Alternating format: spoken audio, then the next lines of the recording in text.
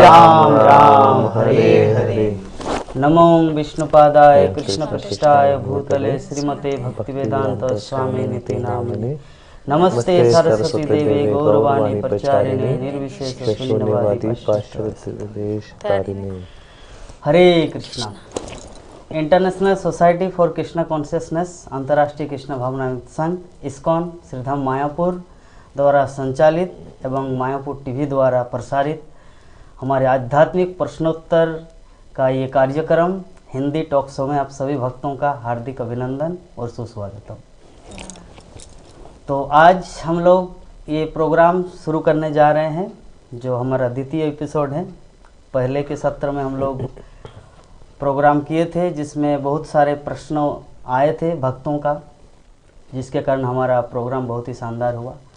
तो आज हमारे बीच में हमारे अतिथि के रूप में हमारे प्रभु जी श्रीमान देव सिंह प्रभु जी फ्रॉम दिल्ली से आए हुए हैं और साथ ही साथ हमारे माता जी सच्ची प्रेम स्वरूपिणी माता जी देवीदासी माता जी हमारे बीच आए हैं। और आप लोग तो पहले से जानते हैं, हमारे पहले प्रोग्राम में हमारे मुख्य अतिथि के रूप में आए थे हमारे श्रीमान कृष्ण चैतन्य प्रभु। तो प्रोग्राम शुरू करने से पहले हम यही भक्तों को बताना चाह रहे कि हमारे जो व्हाट्सएप नंबर जो स्क्रीन में आ रहा है उस व्हाट्सएप नंबर के थ्रू आप लोग अपने किसी भी तरह का प्रश्न का उत्तर जानने के लिए इसमें चैट कर सकते हैं। नॉर्मल एसएमएस या व्हाट्सएप किसी भी तरह से आप लोग अपना प्रश्न भेज सकते हैं। हमारे प्रभु जी एवं माता जी आप सभी भक्तों के प्रश्नों का उत्तर देने का प्रयास करेंगे। तो उससे पहले हम लोग हमारे देव सिंह प्रभु जी से अनुरोध करेंगे कि संक्षेप में प्रभुपाद के चरणों में एवं इस्कॉन जीवन में कैसे आया प्रभु जी, संक्षेप में थोड़ा सा अपने बारे में बताने की कृपा करें। हरे कृष्ण। हरे कृष्ण। धन्यवाद। मैं श्रील प्रभुपाद से संपर्क में आया तकरीबन 2009 में। उस समय मेरे पास सब कुछ था, देखा जाए तो एक लौता बेटा था अपने पेरेंट्स का, पूरा लाड प्यार से पला हुआ, 2 बड़ी बहनें, माता पिता, सब कुछ था, मतलब जो भी एक अच्छी गाड़ी बंगला सब कुछ। पर फिर भी कुछ न, जीवन के कुछ प्रश्न थे, कुछ ढूंढ रहा था मैं। उन प्रश्नों के उत्तर जब मेरे को नहीं मिले ठीक से, बहुत लोगों के पास गया, तो अंततः मुझे प्रभुपाद की एक छोटी सी पुस्तक हरे कृष्णा चैलेंज, हरे कृष्णा चुनौती मिली। और श्रील प्रभुपाद ने एक एक करके मेरे ऐसे प्रश्नों का सारा उत्तर देते गए। तो मुझे लगा जैसे कि मैं अपने किसी बहुत भूले हुए किसी मित्र से मिल रहा वापस, और वो मेरे सारे प्रश्न का उत्तर दे रहे। तो इस तरह से करके फिर 2009 में मैं इस्कॉन के भक्तों के संपर्क में आया। और उसके बाद फिर प्रभुपाद के एक छोटा सा उपमा कि जीव की स्थिति ऐसी है जैसे मछली को पानी से बाहर निकाल दिया जाए। मछली को पानी से बाहर निकाल दिया जाए, उसको सब कुछ दिया जाए, गाड़ी बंगला अच्छा खाने का सब कुछ, पर फिर भी वो मछली क्या करेगी, तड़पती रहेगी। तो उसकी स्वाभाविक स्थिति क्या है, जब वो पानी वापस चली जाए। तो आध्यात्मिक जीवन मुझे बिल्कुल ऐसा लगा जैसे मैं वापस अपने पानी में, मछली जो बाहर थी तड़प रही थी, वो वापस अब पानी में जा रही है, अपना असली जीवन जी रही है। तो इस तरह से मैं श्रील प्रभुपाद के संपर्क में आया भगवद गीता और पुस्तकों के माध्यम से। और मैं जो सच्चा प्रेम ढूंढ रहा था अपने हृदय में, अपने आसपास, वो मुझे श्रील प्रभुपाद के तात्पर्य हरि नाम हरि कथा से मिला। धन्यवाद। हरे कृष्ण। हमारी माता जी थोड़ा अपने बारे में। तो बचपन से हम मणिपुरी होने के नाते बचपन से हम लोग वैष्णव परंपरा से थे। तो तभी तो हम कि वृंदावन का परंपरा से थे। तो बचपन से हमारा जो दादी जी थे वो हमें हरिनाम सिखाती थी और हरिनाम महामंत्र के बारे में बोलती थी, हरिनाम का महिमा, ये सब सुन के बचपन से बड़ा हुए। तो जब बड़ा हुए तो पढ़ाई लिखाई कर रहे थे, हम साइंस में पढ़ रहे थे, तभी हमारा मन में ऐसे इच्छा होता था कि हम भगवान का नाम प्रचार करना। तभी मेरे को कुछ मालूम नहीं था ये सब शास्त्र ज्ञान, लेकिन भगवान का नाम प्रचार करने के लिए मेरा बहुत इच्छा था बचपन से, क्योंकि हमारा दादी बोलती थी कि कृष्ण ही भगवान है, बाकी जो है देवी देवता है वो भगवान नहीं है। तो हम सोचते थे दुनिया में जब देखते हैं तो कोई भी कृष्ण को नहीं मानते, सब लोग देवी देवता को लेके है। तो हम सोचते थे जो कि हमारा दादी जो बोला है, दादी तो झूठ नहीं बताएगी, जरूर सच ही बताती है। तो हम जानना, दूसरों को बताना चाहते थे कि कृष्ण ही भगवान है, ये ही बस प्रचार करना था। ये मेरा मन में इच्छा था, और विदेशों में जाके मेरा बचपन का इच्छा था, लेकिन भगवान ने मेरे को पूरा कराया है।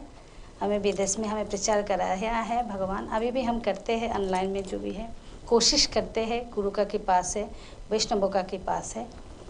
तो आप सब आशीर्वाद दीजिए कि हम कर सके भगवान का नाम का प्रचार। हरि बोल, हरे कृष्ण। बहुत सुंदर माता जी, अपने जीवन की अनुभव व्यक्त किया। और जैसे श्रील प्रभुपाद विदेशों में जाके कैसे प्रचार किए, तो आपके मन में भी ऐसा भाव हुआ कि चलिए, जैसे हमारे जो परम गुरु श्रील प्रभुपाद, वो अमेरिका में जाके पूरे विश्व में कृष्ण भावनामृत का प्रचार किए, तो आपके मन में भी ऐसी भावना आए और आपने किया, और अभी श्रीधाम मायापुर में रह के आप कर रहे हैं। बहुत ही सुंदर बात है। तो चलिए, हमारे भक्तगण बहुत सारे प्रश्न भेजे हैं, तो उनमें से हमारा पहला प्रश्न दीपांकर जाना खड़गपुर से, जो पहला प्रश्न हम लोग देव सिंह प्रभु जी से करेंगे। हरे कृष्ण प्रभु जी, दंडवत प्रणाम। मेरा प्रश्न है, कृष्ण भावनामृत कैसे सभी समस्याओं का समाधान है, क्या सबूत है? What is the proof? सबसे बड़ा सबूत तो आपके सामने है। मेरी दुनिया भर की समस्याएं लेके मैं आया कृष्ण, अपनी समस्याएं, शारीरिक समस्याएं, मानसिक समस्याएं। कृष्ण भावनामृत सब समस्याओं का समाधान है। मेरी हेल्थ मतलब अपने अनुभव से बताऊं, हेल्थ प्रॉब्लम्स, हर तरह की problem, financial problem, everything got solve by Krishna consciousness. क्योंकि कृष्ण भावनामृत जो है जड़ पे काम करता है। जड़ पे काम कैसे? कुछ समस्याएं होती है और कुछ समस्याएं बन जाती है। कैसे?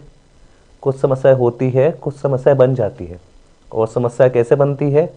जब हमारे मन से बनती है। तो जो समस्याएं मन से बनी थी उनका समस्या समाधान मिलता गया, और जो समस्याएं वास्तव में थी उन समस्याओं पे हम लोग अभी भी काम कर रहे हैं। श्रील प्रभुपाद बताते हैं मुख्यतः 4 मूलभूत समस्याएं हैं इस जगत की: जन्म, मृत्यु, जड़ा, व्याधि। इसका समाधान निकालना है। ये 4 मूलभूत समस्या है।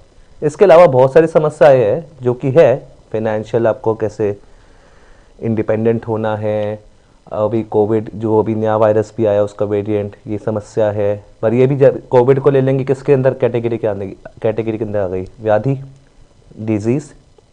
और फाइनेंशियल इंडिपेंडेंस आपको करनी है, वो किस में आ गया, जन्म, मृत्यु, जड़ा, व्याधि। मतलब इस तरह से करके अपने जो है इस आप देखेंगे तो सारी की सारी जो है समस्याएं किसी न किसी इस कैटेगरी में फॉल करेगी। और जो इस कैटेगरी में नहीं फॉल करेगी वो फिर जो है बहुत बार तो मन की बनी हुई होती है, तो उसका समाधान भी मिल जाता है कृष्ण भावनामृत में। तो मैं अपने अनुभव से बता सकता हूँ, मुझे जब से मैं कृष्ण भावनामृत में आया, मुझे कभी किसी चीज़ की कमी महसूस नहीं हुई। भले emotionally, financially, physically, socially, spiritually, everything is being taken care of by the Krishna। बहुत सुंदर प्रभु जी, अपने जीवन के तजुर्बे, अनुभव के द्वारा आप प्रश्न का उत्तर व्यक्त किए।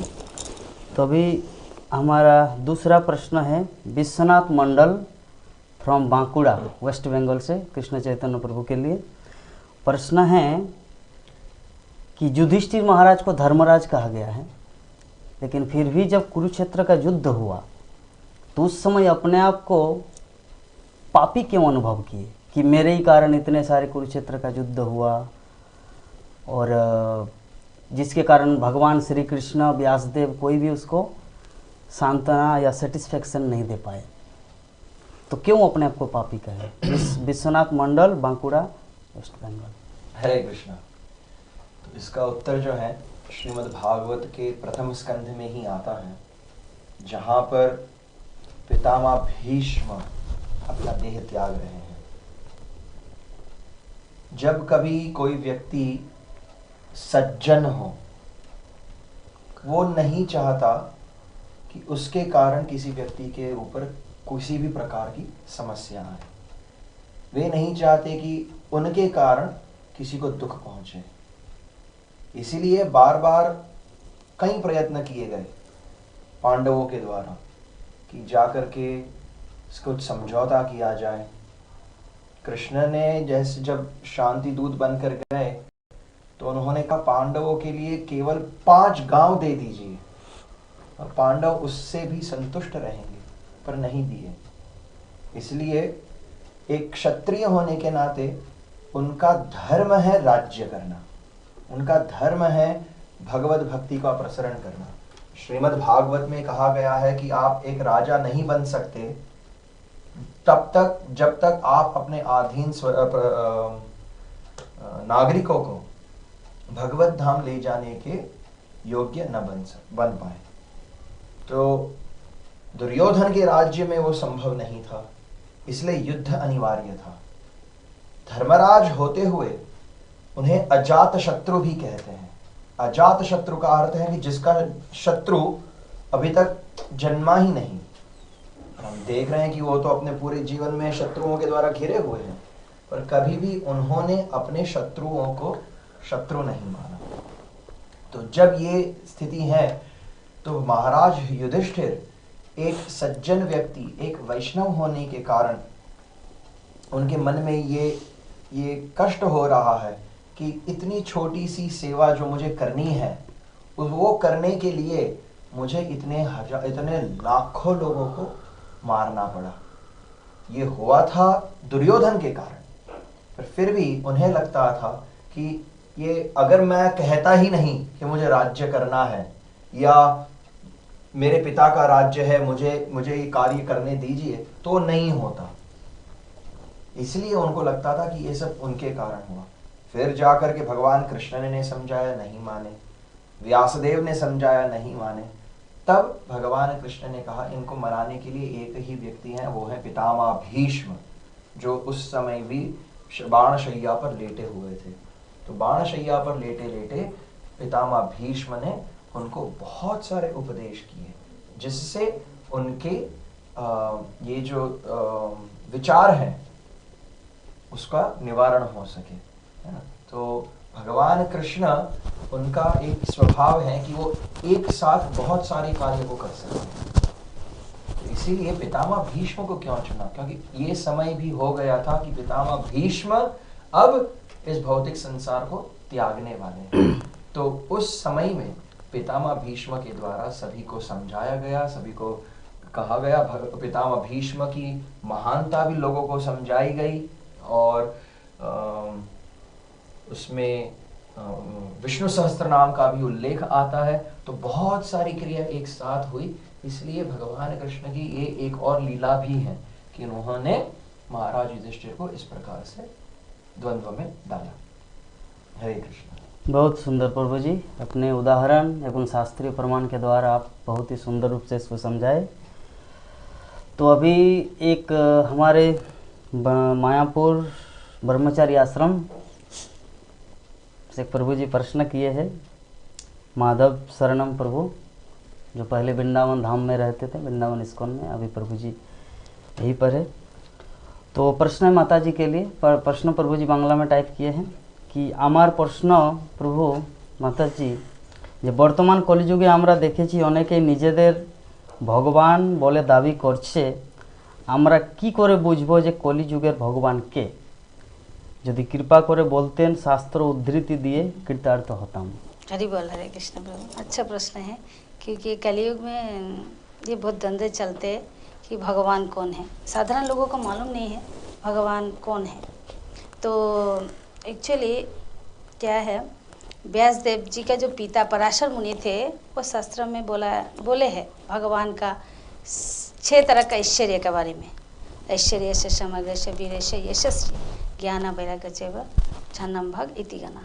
तो ये जो पूर्ण मात्रा में जो 6 तरह का ऐश्वर्य रहेगा, उनको भगवान माना जाता है। 6 तरह का ऐश्वर्य मतलब पूर्ण मात्रा से ऐश्वर्य जो धन संपत्ति जो बोलता है, फिर पूर्ण मात्रा से शक्ति रहेगा जिनके पास, और पूर्ण मात्रा से जिनके पास यश, जिनका ख्याति यश रहेगा, और पूर्ण मात्रा से जो सुंदरता रहेगा, पूर्ण मात्रा से ज्ञान रहेगा, पूर्ण मात्रा से जो वैराग्य रहेगा, वही भगवान हो सकता है। तो अभी कलयुग में भगवान का अवतार 11 कैंटो का 5th चैप्टर का 32 श्लोका में भी बोला गया है कि कलयुग में भगवान बोलने से कृष्ण वर्णम त्रिषा कृष्णम संगपांग पार्षद जग्ग संकीर्ति प्राय ये जनते ही सुमेधस, मतलब सुमेध मतलब जो बुद्धिमान है कलयुग में, वो लोग भगवान श्री चैतन्य महाप्रभु जो कृष्ण का अवतार है उनको आराधना करेंगे, और कैसा रहेगा, संग पांगों के साथ रहेंगे। जैसे हम लोग देखते हैं पंचतत्व में महाप्रभु का साथ में अद्वैत ठाकुर रहते हैं, नित्यानंद महाप्रभु, गदाधर पंडित, श्रीवास ठाकुर, तो इस तरह से संग पांगों के साथ रहते हैं। तो ही कृष्ण जो चैतन्य महाप्रभु है वो साक्षात भगवान श्री कृष्ण है, लेकिन वो गौर बनना है।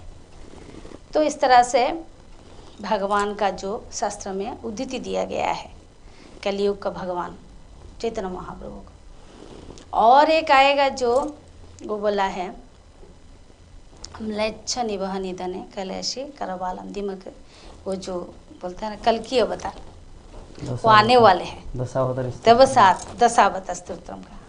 तो म्लेच्छों को जब ये कलयुग बढ़ते बढ़ते ऐसा हो जाएगा हाल, कोई भगवान को नहीं मानेंगे। म्लेच्छ निवह निधने, तो इनको जो है म्लेच्छों को मारने के लिए कल्कि का रूप लेंगे। ये 2 अवतार है बताया गया है।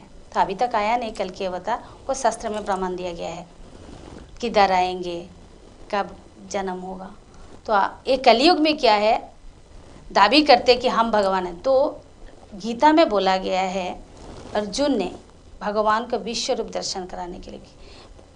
अर्जुन को इच्छा नहीं था कि हमें विश्व रूप, एक्चुअली उनका क्या इंटेंशन था कि कलयुग में, आने वाले कलयुग में पाखंडी लोग भगवान बोलेगा खुद को, ये इसको खंडन करने के लिए बोला है कि भगवान आपका विश्व रूप हम देखना चाहते।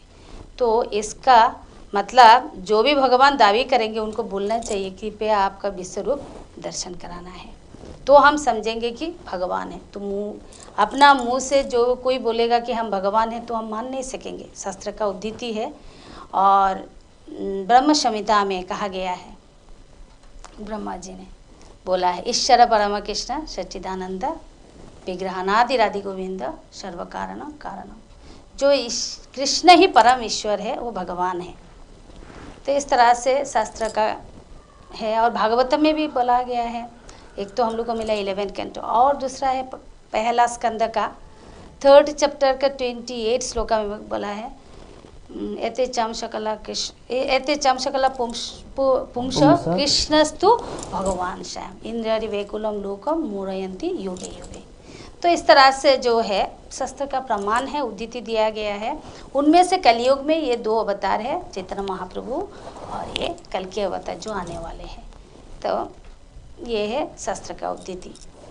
मालूम नहीं ये कैसा हमने बताया कि हम कोशिश किया आपको बोलने के लिए। प्रभु बहुत सुंदर माता जी, आप अपने प्रभु जी जिस तरह का प्रश्न किए थे उसी अनुसार आप शास्त्र का उदाहरण देके इसको पेश किए। मेरे गुरु महाराज श्रीमद् भक्तिचार्य स्वामी गुरु महाराज बोलते थे कि कलियुग में चैतन्य महाप्रभु के साथ साथ एक साथ में 2 अवतार हुए, जिनमें से पहला एक है हरि नाम और दूसरे महाप्रभु। एक चले गए और एक रह गए मतलब महाप्रभु आए और चले गए, लेकिन हरि नाम जो है ना हमेशा अभी रह जाएगा। एक साथ में 2 अवतार।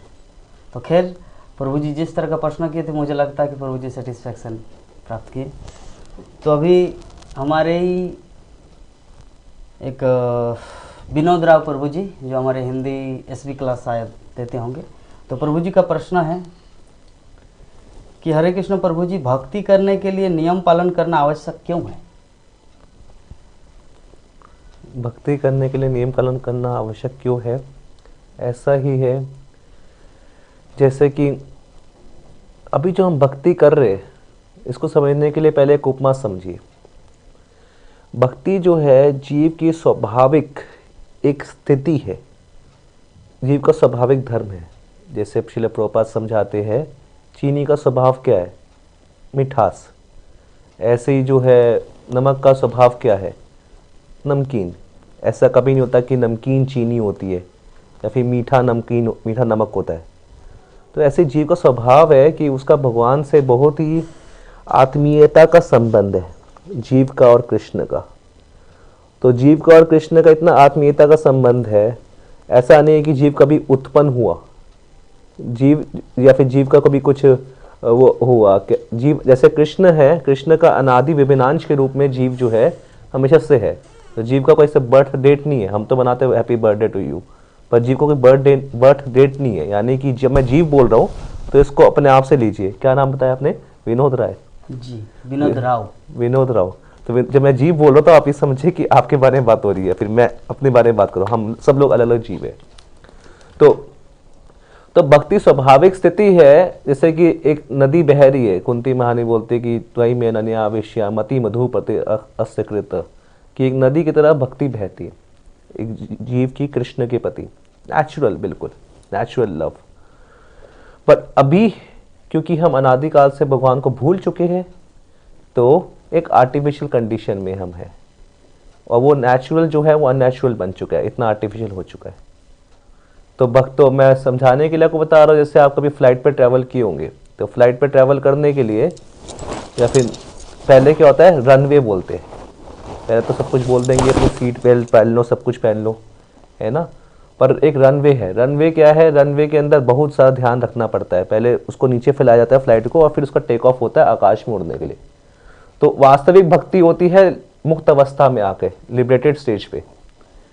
पर अभी जो हम भक्ति कर रहे हैं, वो भक्ति कर रहे हैं जैसे रनवे में कर रहे हैं। रनवे में जब हवाई जहाज चल रहा है, तो उसके लिए नियम पालन करने की बहुत आवश्यकता रहती है। जैसे रनवे में बहुत ध्यान रखना पड़ता है हर चीज़ का। और प्रभुपाद एक और उदाहरण देते हैं कि अभी हम भक्ति कैसे कर रहे हैं, जैसे अप्रेंटिस की तरह। जैसे कोई चार्टर्ड अकाउंटेंट है, तो उसको पहले जो है आर्टिकलशिप करनी पड़ती है 3.5 साल कि किसी चार्टर्ड अकाउंटेंट के अंदर उसको काम करना सीखना पड़ता है। डॉक्टर को भी ऐसे अप्रेंटिसशिप करनी पड़ती है, ट्रेनिंग लेनी पड़ती है। तो ये भक्ति क्या है? इन्होंने साधना भक्ति in practice, devotional service in practice. तो प्रैक्टिस करने के लिए नियम पालन करना आसान है, नियम पालन करना जरूरी है।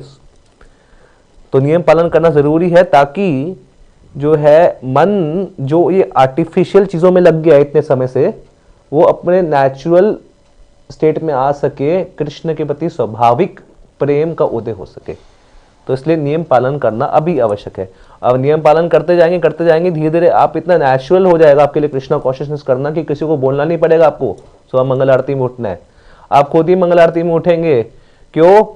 कृष्ण का दर्शन करना है, कृष्ण के सामने नृत्य करना है। आप हर नियम स्वाभाविक तरीके से पालन करेंगे।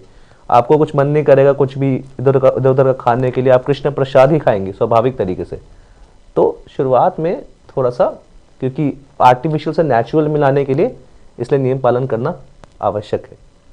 हरे कृष्ण। बहुत सुंदर प्रभु जी, पूरा प्रैक्टिकल एग्जाम्पल, नेचुरल एग्जाम्पल, शास्त्रीय एग्जाम्पल देखिए बहुत सुंदर रूप से प्रेजेंट किए। तो अभी हमारे इंटरनेशनल स्कूल में पढ़ते एक प्रभु जी मायापुर सीमंत कृष्ण चैतन्य प्रभु जी के लिए प्रश्न है कि Hare Krishna Prabhu, my name is Simanta Debnath and I am a student. Because of my studies I am not regular in chanting and sometimes cannot chant 16 rounds. So my question is how to chant 16 rounds daily without fail. प्रश्न है कि किसी भी कारण से पढ़ाई चल रही है, एग्जामिनेशंस हैं, तो कई बार ऐसा समस्या आ जाती है कि मैं 16 माला जप नहीं कर सकता। तो ऐसे कैसे करें कि 16 माला जप मैं हमेशा कर सकूं?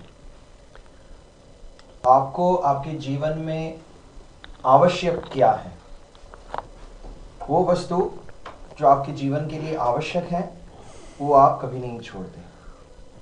जैसे खाना अनिवार्य है, पानी पीना अनिवार्य है, ये हम स्वाभाविक रूप से करते हैं। अगर आपको कहीं बाहर जाना है, कहीं बाहर घूमने गए, पर उसके लिए आपको 2 बजे तैयार होकर के 3 बजे तक में निकल जाना है, आपको एक स्थान पर बहुत इच्छा है, तीव्र इच्छा है जाने के लिए, तो क्या वो 2 बजे उठना आपके लिए कष्टदायक होगा? नहीं होगा। आप 2 बजे उठेंगे, 3 बजे तक में तैयार होके निकल जाएंगे, क्योंकि आपकी तीव्र इच्छा है मुझे वहां पर पहुंचना है। तो उसी प्रकार अगर हमारी इच्छा है कि नहीं, हमें हमेशा 16 माला जप करना है, ये मेरे लिए बहुत महत्वपूर्ण है, ये मेरे लिए अनिवार्य है, तो उसके लिए आप कहीं ना कहीं से भी आप समय अवश्य निकालेंगे। मैं आप ही की स्कूल के एक बच्चे को पहचानता हूँ जो हर रोज 64 माला करता है। क्यों? क्योंकि उसके लिए ये अनिवार्य है, ये उसका रुचि है, उसकी इच्छा है, उसका मन उसमें लगा है, इसलिए वो रोज अपनी पढ़ाई के साथ साथ 64 माला भी करता है। तो इसीलिए अगर आप अपने जप को प्राथमिकता देंगे, उसको इम्पोर्टेंस देंगे, तो आपका जप करना आपके लिए सरल हो जाएगा। हरे कृष्णा। बहुत सुंदर प्रभु जी। सीमंत प्रभु जी, मुझे लगता है कि आपको वही प्रभु जी का बात को बहुत ही गंभीरता से लेना है और अपने भक्ति जीवन में आगे बढ़ना है अपना स्टडीज के साथ साथ।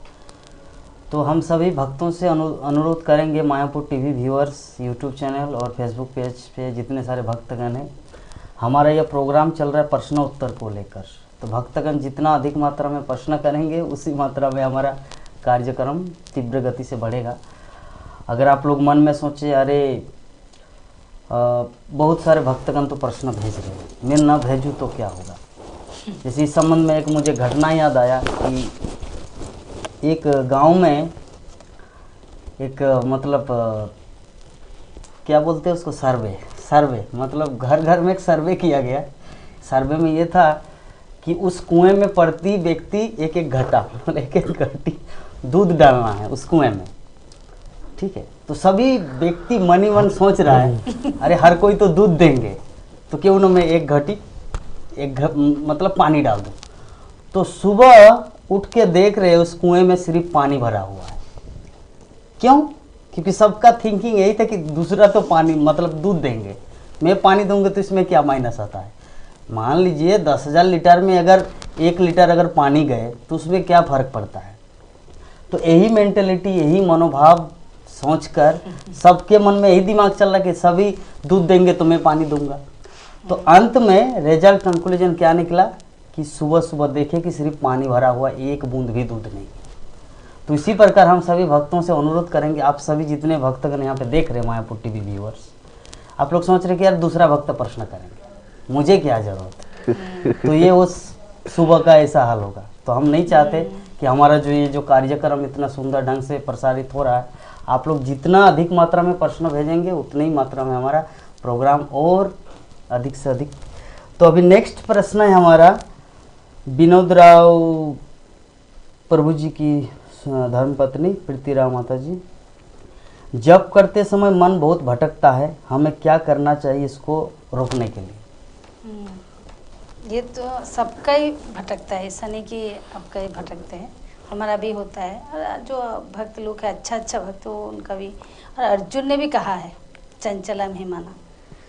तो ये मन जो है ये चंचल है, मन का काम ही है वो चंचल होना। तो ये मन को आप कंट्रोल करना है तो भगवान को याद करके अच्छे से स्मरण करके, पहले जप का पहले इसीलिए हम लोग गुरु महाराज का स्मरण करते हैं, पंचतत्वों को स्मरण करते हैं ताकि हमारा मन लगे। तो जोर जोर से बोलना है नाम जो है, सुन सुन के। क्वांटिटी भी अच्छा होना है, क्वालिटी भी अच्छा होना है जप में। तो कोशिश करना है जप में मन लगाने के लिए, जप ही सल्यूशन है। ज़्यादा से ज़्यादा जप करना है और मन से दिल लगा के। तो इस तरह से धीरे धीरे भगवान का नाम ही है जो मन को कंट्रोल करेगा। क्योंकि भगवान गीता में कहा है इंद्रियाणां मनश्चास्मि, इंद्रियों में भगवान कहते हैं मन जो है हम हैं। तो ये मन जो है भगवान है, तो भगवान को किस तरह से हम कंट्रोल कर सकते हैं? भक्ति से। तो भक्ति क्या है? भगवान को प्रे करना है, गुरुदेव को, पंचतत्वों को। इस तरह से हम भगवान को और नाम को बहुत प्यार से, बहुत प्रेम से करना है, जोर जोर से और दिल से। और उनको ही प्रार्थना करना है कि हमें मन जो है आपका नाम में रुचि होना है और भी ज़्यादा करने के लिए इच्छा होना है। इस तरह से हम कंट्रोल कर सकते प्रभु। हरि बोल। हरे कृष्णा। हरे कृष्णा। माता जी बहुत ही प्रैक्टिकल उदाहरण के माध्यम से हम सबको बताए कि ये समस्या नॉट ओनली यू, ये समस्या सभी भक्तों का है। हाँ, चंचलम ही मन कृष्णा परमात्म बलवद्दुर्यम, मतलब ये मतलब वायु को रोकने से भी मतलब उससे भी ज़्यादा कष्ट होता है मन की चंचलता को रोकना। माता जी इसके माध्यम से हम सबको समझाए। तो कंक्लूजन यही निकला, माता जी का बोलना है कि जब ही सोल्यूशन है उनका। जब ही इसका सोल्यूशन है। जैसे एक बार प्रेमांजन प्रभु हमारे मायापुर टीवी श्रीमद् भागवतम क्लास मंदिर में दे रहे थे, उस समय प्रश्न यही आया था कि प्रभु जी हम लोग कैसे शुद्ध भक्त बनेंगे। तो हमारे प्रभु जी का उत्तर यही था कि एक ही रास्ता है, वो है जप। चाहे आपका नामाभास हो या नाम अपराध हो या शुद्ध नाम हो, अल्टीमेटली शुद्ध भक्त हम लोग तभी बनेंगे जब हम लोग शुद्ध नाम जप कर पाएंगे। ठीक है, तो शुरू होता है नाम अपराध से, फिर आएगा नामाभास, उसके बाद होगा शुद्ध नाम। तो अगर कोई सोचे नहीं अभी तो भागवत कथा चल रहा है, मैं अभी नहीं नाम जप नहीं करूँगा, क्यों? क्योंकि अभी मेरा अपराध होगा। ठीक है, उस समय मत कीजिए, लेकिन अगर ये अपराध के डर से अगर आप नाम नहीं जपेंगे तो कभी भी शुद्ध नाम नहीं जप सकते। तो कंक्लूजन क्या निकला कि जप ही जप का सॉल्यूशन है। तो बहुत सुंदर माता जी। हरि बोल, हरे कृष्ण। तो हमारे प्राण मोहन सिंह प्रभु जी बोकारो स्टील सिटी से प्रश्न कर रहे हैं कि अपने लोगों को हम भक्तों में कैसे बदल सकते हैं? अपने लोगों को, अपने परिवार के लोग। रिलेटिव्स। प्राण मोहन जी, प्राण मोहन सिंह। प्राण मोहन सिंह जी, धन्यवाद, बहुत अच्छा प्रश्न है आपका। तो अपने लोगों को हम कैसे भक्ति में परिवर्तित कर सकते हैं? अपने लोग, हाँ, घर परिवार वाले। एक कहावत है खास करके बच्चों को लेके कि बच्चा वो नहीं सीखता जो आप बोलते हो, बच्चा वो सीखता जो आप करते हो। यस। तो ये तो पेरेंटिंग में तो ये बहुत ज़्यादा इस्तेमाल होता है। आप बोलो उसको बेटा जब कर ले, बेटा सुबह उठ जा, बेटा सुन लेगा। हाँ। पर जब आप जो आप खुद उठते हो नहीं उठते, वो खुद दिखेगा, आपका आचरण देख के वो पिकअप कर लेगा। मैंने भी अपने बचपन में ऐसे बहुत सारी चीज़ें अपने पापा से पिकअप कर ली थी, तो जो वो बोलते नहीं थे पर वो करते थे। तो अपने लोगों को आप कैसे भक्त में परिवर्तित करेंगे? अपने आचरण से। देखिए, घर परिवार में क्या होता है ना, और फ्रेंड सर्कल में क्या होता है, कोई ना ज़्यादा उपदेश काम नहीं करते वहाँ पे कि आपको हर छोटी छोटी बात पे कोई उपदेश देता रहे कि गीता में ये लिखा है, भागवत में ये लिखा है। वो परेशान हो जाएगा, घर से भाग जाएगा कुछ समय बाद।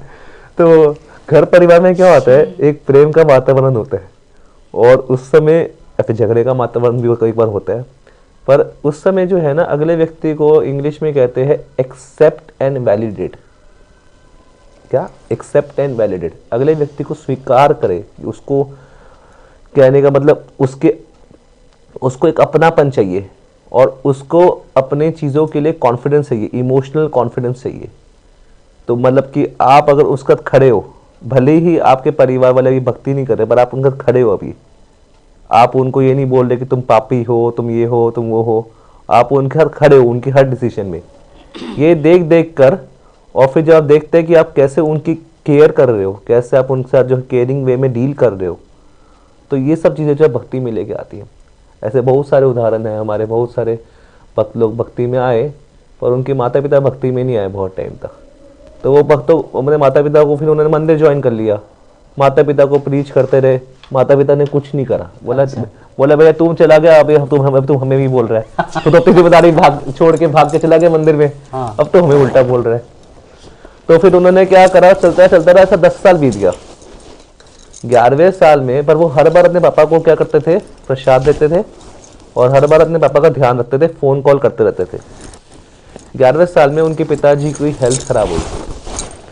वो बेटा जो है सब कुछ छोड़ छाड़ के, अपने सारे प्रोजेक्ट्स छोड़ छाड़ के, सेवाओं के, अपने पिताजी की हेल्थ का ध्यान रखने गया। और जब पिताजी की हेल्थ का ध्यान रखा और इतने निस्वार्थ भाव से जब पिताजी की सेवा करी, उसके बाद से पिताजी बोले कि आज तूने सही में मेरा दिल जीत लिया है, अब तू जो बोलेगा मैं करूँगा।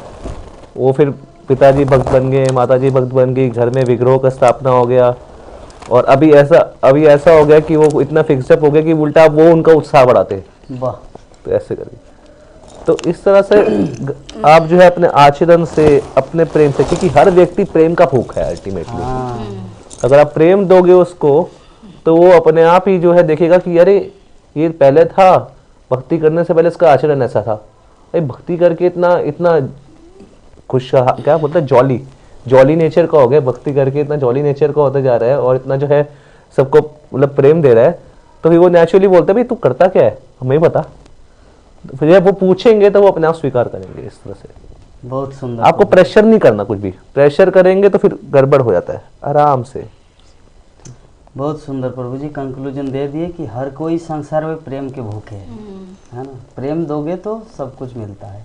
मतलब परिवार वालों को अगर भगवत गीता का लेक्चर देंगे तो वो लोग भक्ति में नहीं आएगा। उनको अपने आचरण के माध्यम से दिखाना है ताकि आप की भक्ति को देखकर वो प्रेरणा प्राप्त करे और खुद भक्त बने। बहुत सुंदर प्रभु जी। तो अभी हमारे बहुत सारे प्रश्न आ रहे हैं, अभी लगता है कि कुएं में दूध भर जाएगा कल सुबह तक। मुझे ऐसा लग रहा है। तो हमारे नेक्स्ट प्रश्न, वो 3 प्रश्न भेजे हैं प्रभु जी, प्राण प्रभु जी। तो नेक्स्ट प्रश्न है कि हर कोई ये जानता है कि गलती की सज़ा हमें मिलेगी, फिर भी लोग गलती क्यों करते हैं? आदत है कि चोर को पता है कि चोरी करने से एक ना एक दिन मैं पकड़ा जाऊंगा और मुझे उसका दंड भुगतना पड़ेगा, पर उस व्यक्ति को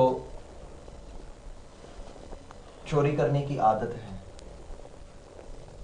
उस व्यक्ति को पूर्ण रूप से वो विज्ञान नहीं हुआ, वो रियलाइजेशन नहीं हुआ कि मुझे ये वस्तु नहीं करनी है। वो व्यक्ति कुछ भी करेगा। श्रीमद् रूप गोस्वामी कहते हैं अपने उपदेशामृत नामक ग्रंथ में कि व्यक्ति जो है, कुछ बुद्धिमान व्यक्ति होते हैं, वे केवल सुनते हैं कि देखो उस चोर ने चोरी की, उसको पुलिस लेकर गए, डंडा मारा और मुझे सुधर जाना चाहिए, मुझे चोरी नहीं करनी चाहिए, नहीं तो ये भी मेरा भी यही परिणाम होगा। थोड़ा कम बुद्धिशाली व्यक्ति हैं, उनको पहले डंडा लगना चाहिए, तब जाकर के वो समझते हैं कि भैया मुझको अभी चोरी नहीं करनी है। और कुछ बहुत ही अल्प बुद्धि है, या कहते हैं बुद्धिहीन, जो बार बार चोरी करते हैं, बार बार पकड़े जाते हैं, बार बार उनको दंड दिया जाता है, फिर भी वो नहीं स्वीकार करते कि मुझे चोरी करना बंद कर देना चाहिए। तो आप कितने बुद्धिशाली हैं उसके ऊपर डिपेंड करता है। और एक न एक दिन तो ऐसा समय अवश्य आएगा कि आप सोचोगे मैं इतना कर रहा हूँ, इतना कष्ट मुझे मिल रहा है, तो ये मैं करना बंद कैसे कर दूं, मैं इसको कैसे गलती करना छोड़ दूं। और जब उसको वो रियलाइजेशन होता है, वो किसी प्रकार से भी हो सकता है, चाहे वो भक्ति जीवन से हो, या वो देखे कि भाई उसकी गलती करने से उसके स्वजनों को कष्ट हो रहा है, या जो कोई भी कारण से उसकी जब आंखें खुलेगी तो उस समय में वो गलती करना बंद कर देगा। नहीं तो वो गलती करता जाएगा, पिटता जाएगा, फिर से करेगा, फिर से पिटेगा, ऐसे। बहुत सुंदर प्रभु जी, उदाहरण के माध्यम से आप हम सबको समझाए। अभी एक बहुत ही जटिल प्रश्न है। ये प्रश्न प्रत्येक व्यक्ति के जीवन में एक बार आता है, एक बार क्या बारंबार आता है, अब इसको चेंज करना है। वो प्रश्न है दिनेश महतो फ्रॉम झारखंड, जहाँ से मैं हूँ। हरे कृष्ण माता, मुझे घबराहट होती है, डर लगता है, बिना वजह के नेगेटिव थॉट्स आते हैं, मैं क्या करूं जो नेगेटिव थॉट्स से बच जाऊं? अच्छा अच्छा, बिना वजह से आते हैं, मतलब नेगेटिव थॉट्स आते रहते हैं। यस। तो जो भी समस्या है सबका सॉल्यूशन है। भगवान का ये कलयुग में बोला है कि भगवान का नाम, हरि नाम महामंत्रों को अच्छा से हम जप करेंगे तो ये जो है एनएची औषधि माया नाची बार लागी, हरिनाम महामंत्र लो तुम्हें मांगी। ये जो माया का जो जगत है, ये हमारा जो हम बीमार है, ये नेगेटिव थॉट्स है, तरह तरह का मेंटल फिजिकल जो भी प्रॉब्लम्स है, इनका औषध क्या है? हरिनाम महामंत्रों को अच्छा से करना है। कलिकाले नाम रूपे कृष्ण अवतार, तो भगवान का अवतार है, साक्षात भगवान है। नाम और नामी में कोई अंतर नहीं है। तो आप भगवान का नाम को बहुत भक्ति से विश्वास के साथ लेना है, तो सारा जो समस्या है ये सारा समस्या का नाश हो जाएगा। हमारा जो भी समस्या आता है ना, वो समस्या का मूल कारण ये है कि हमारा नाम ठीक से नहीं होता है। हम भक्ति में चाहे भक्त है नहीं है, ऐसा नहीं कि हम भक्ति में आने से ही हरिनाम करना है, नहीं।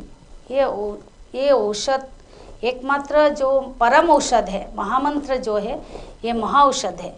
ये धन्वंतरी भी कहा गया है, धन्वंतरी जो भगवान का अवतार है आयुर्वेद में, उन्होंने भी कहा है भगवान का नाम ही औषध है। ओम अच्युताय नमः, अनंताय नमः, ओम गोविंदाय नमः, ये 3 जो नाम है भगवान का, उन्होंने बोला है ये महाऔषध है। तो इस तरह से आप ये औषध लेना पड़ेगा। अब जितना आपका बीमार ज़्यादा है तो ज़्यादा लेना है। डॉक्टर कहते हैं ना, आपका डोज 4 टाइम लेना है एकदम समय समय पर। उस तरह से आपका अगर ज़्यादा आता है, आप ज़्यादा हरि नाम लीजिए।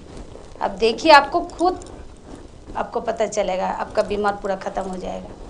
इस तरह से बहुत सारा हम लोग, हमारा भी रियलाइजेशन है, हम भी बहुत डरते थे पहले। तो ये जितना डरते थे, जितना हम हरिनाम करते थे, तो ये सब आस्ते आस्ते ख़त्म हो गया। तो आपका ये जरूर ये ख़त्म होगा। हरि बोल, हरे कृष्ण। बहुत सुंदर माता। हाँ मैं कुछ कह सकता हूँ? यस प्रभु।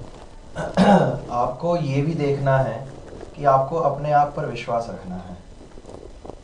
आप कई बार ऐसा भी होगा कि आपको आपके ऊपर ही विश्वास नहीं है।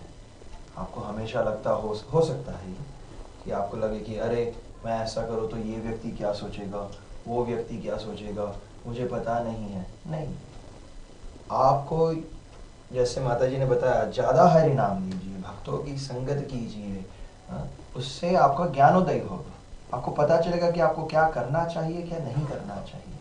और जब आपको पता चलेगा कि आपको क्या करना है, तो उसको आप अपने यथाशक्ति के रूप से उसको पूर्ण रूप से कीजिए। और जब आप इस प्रकार से करते रहेंगे, हो सकता है शुरुआत में लोग आपकी निंदा करें, त्रुटि करें, पर जो आपको लगता है कि ये ही सर्वश्रेष्ठ है, ये ही सर्वोत्तम है, आप अड़े रहें। और जब आप करते रहेंगे तो लोग आपको स्वीकारेंगे, या तो इसलिए उससे आपको प्रोत्साहन मिलेगा, आपकी सेल्फ कॉन्फिडेंस बढ़ेगा। जब सेल्फ कॉन्फिडेंस बढ़ेगा, तब आपको ये नेगेटिव थॉट्स आना बंद हो जाएंगे। और ये कैसे होगा? जैसे माता जी ने बताया, जब करते रहिए, पर अपने आप को भी कॉन्फिडेंस रखिए कि नहीं, ये होगा ही। बहुत सुंदर प्रभु जी। आत्मविश्वास के ऊपर जो प्रभु जी अभी व्याख्यान दिए कि हमारे हृदय में जो नेगेटिव थॉट्स आते हैं, उस थॉट्स को, नकारात्मक जो विचारधारा है, उसको दूर करने का एक ही मात्र उपाय है, पहले अपने ऊपर विश्वास लाना।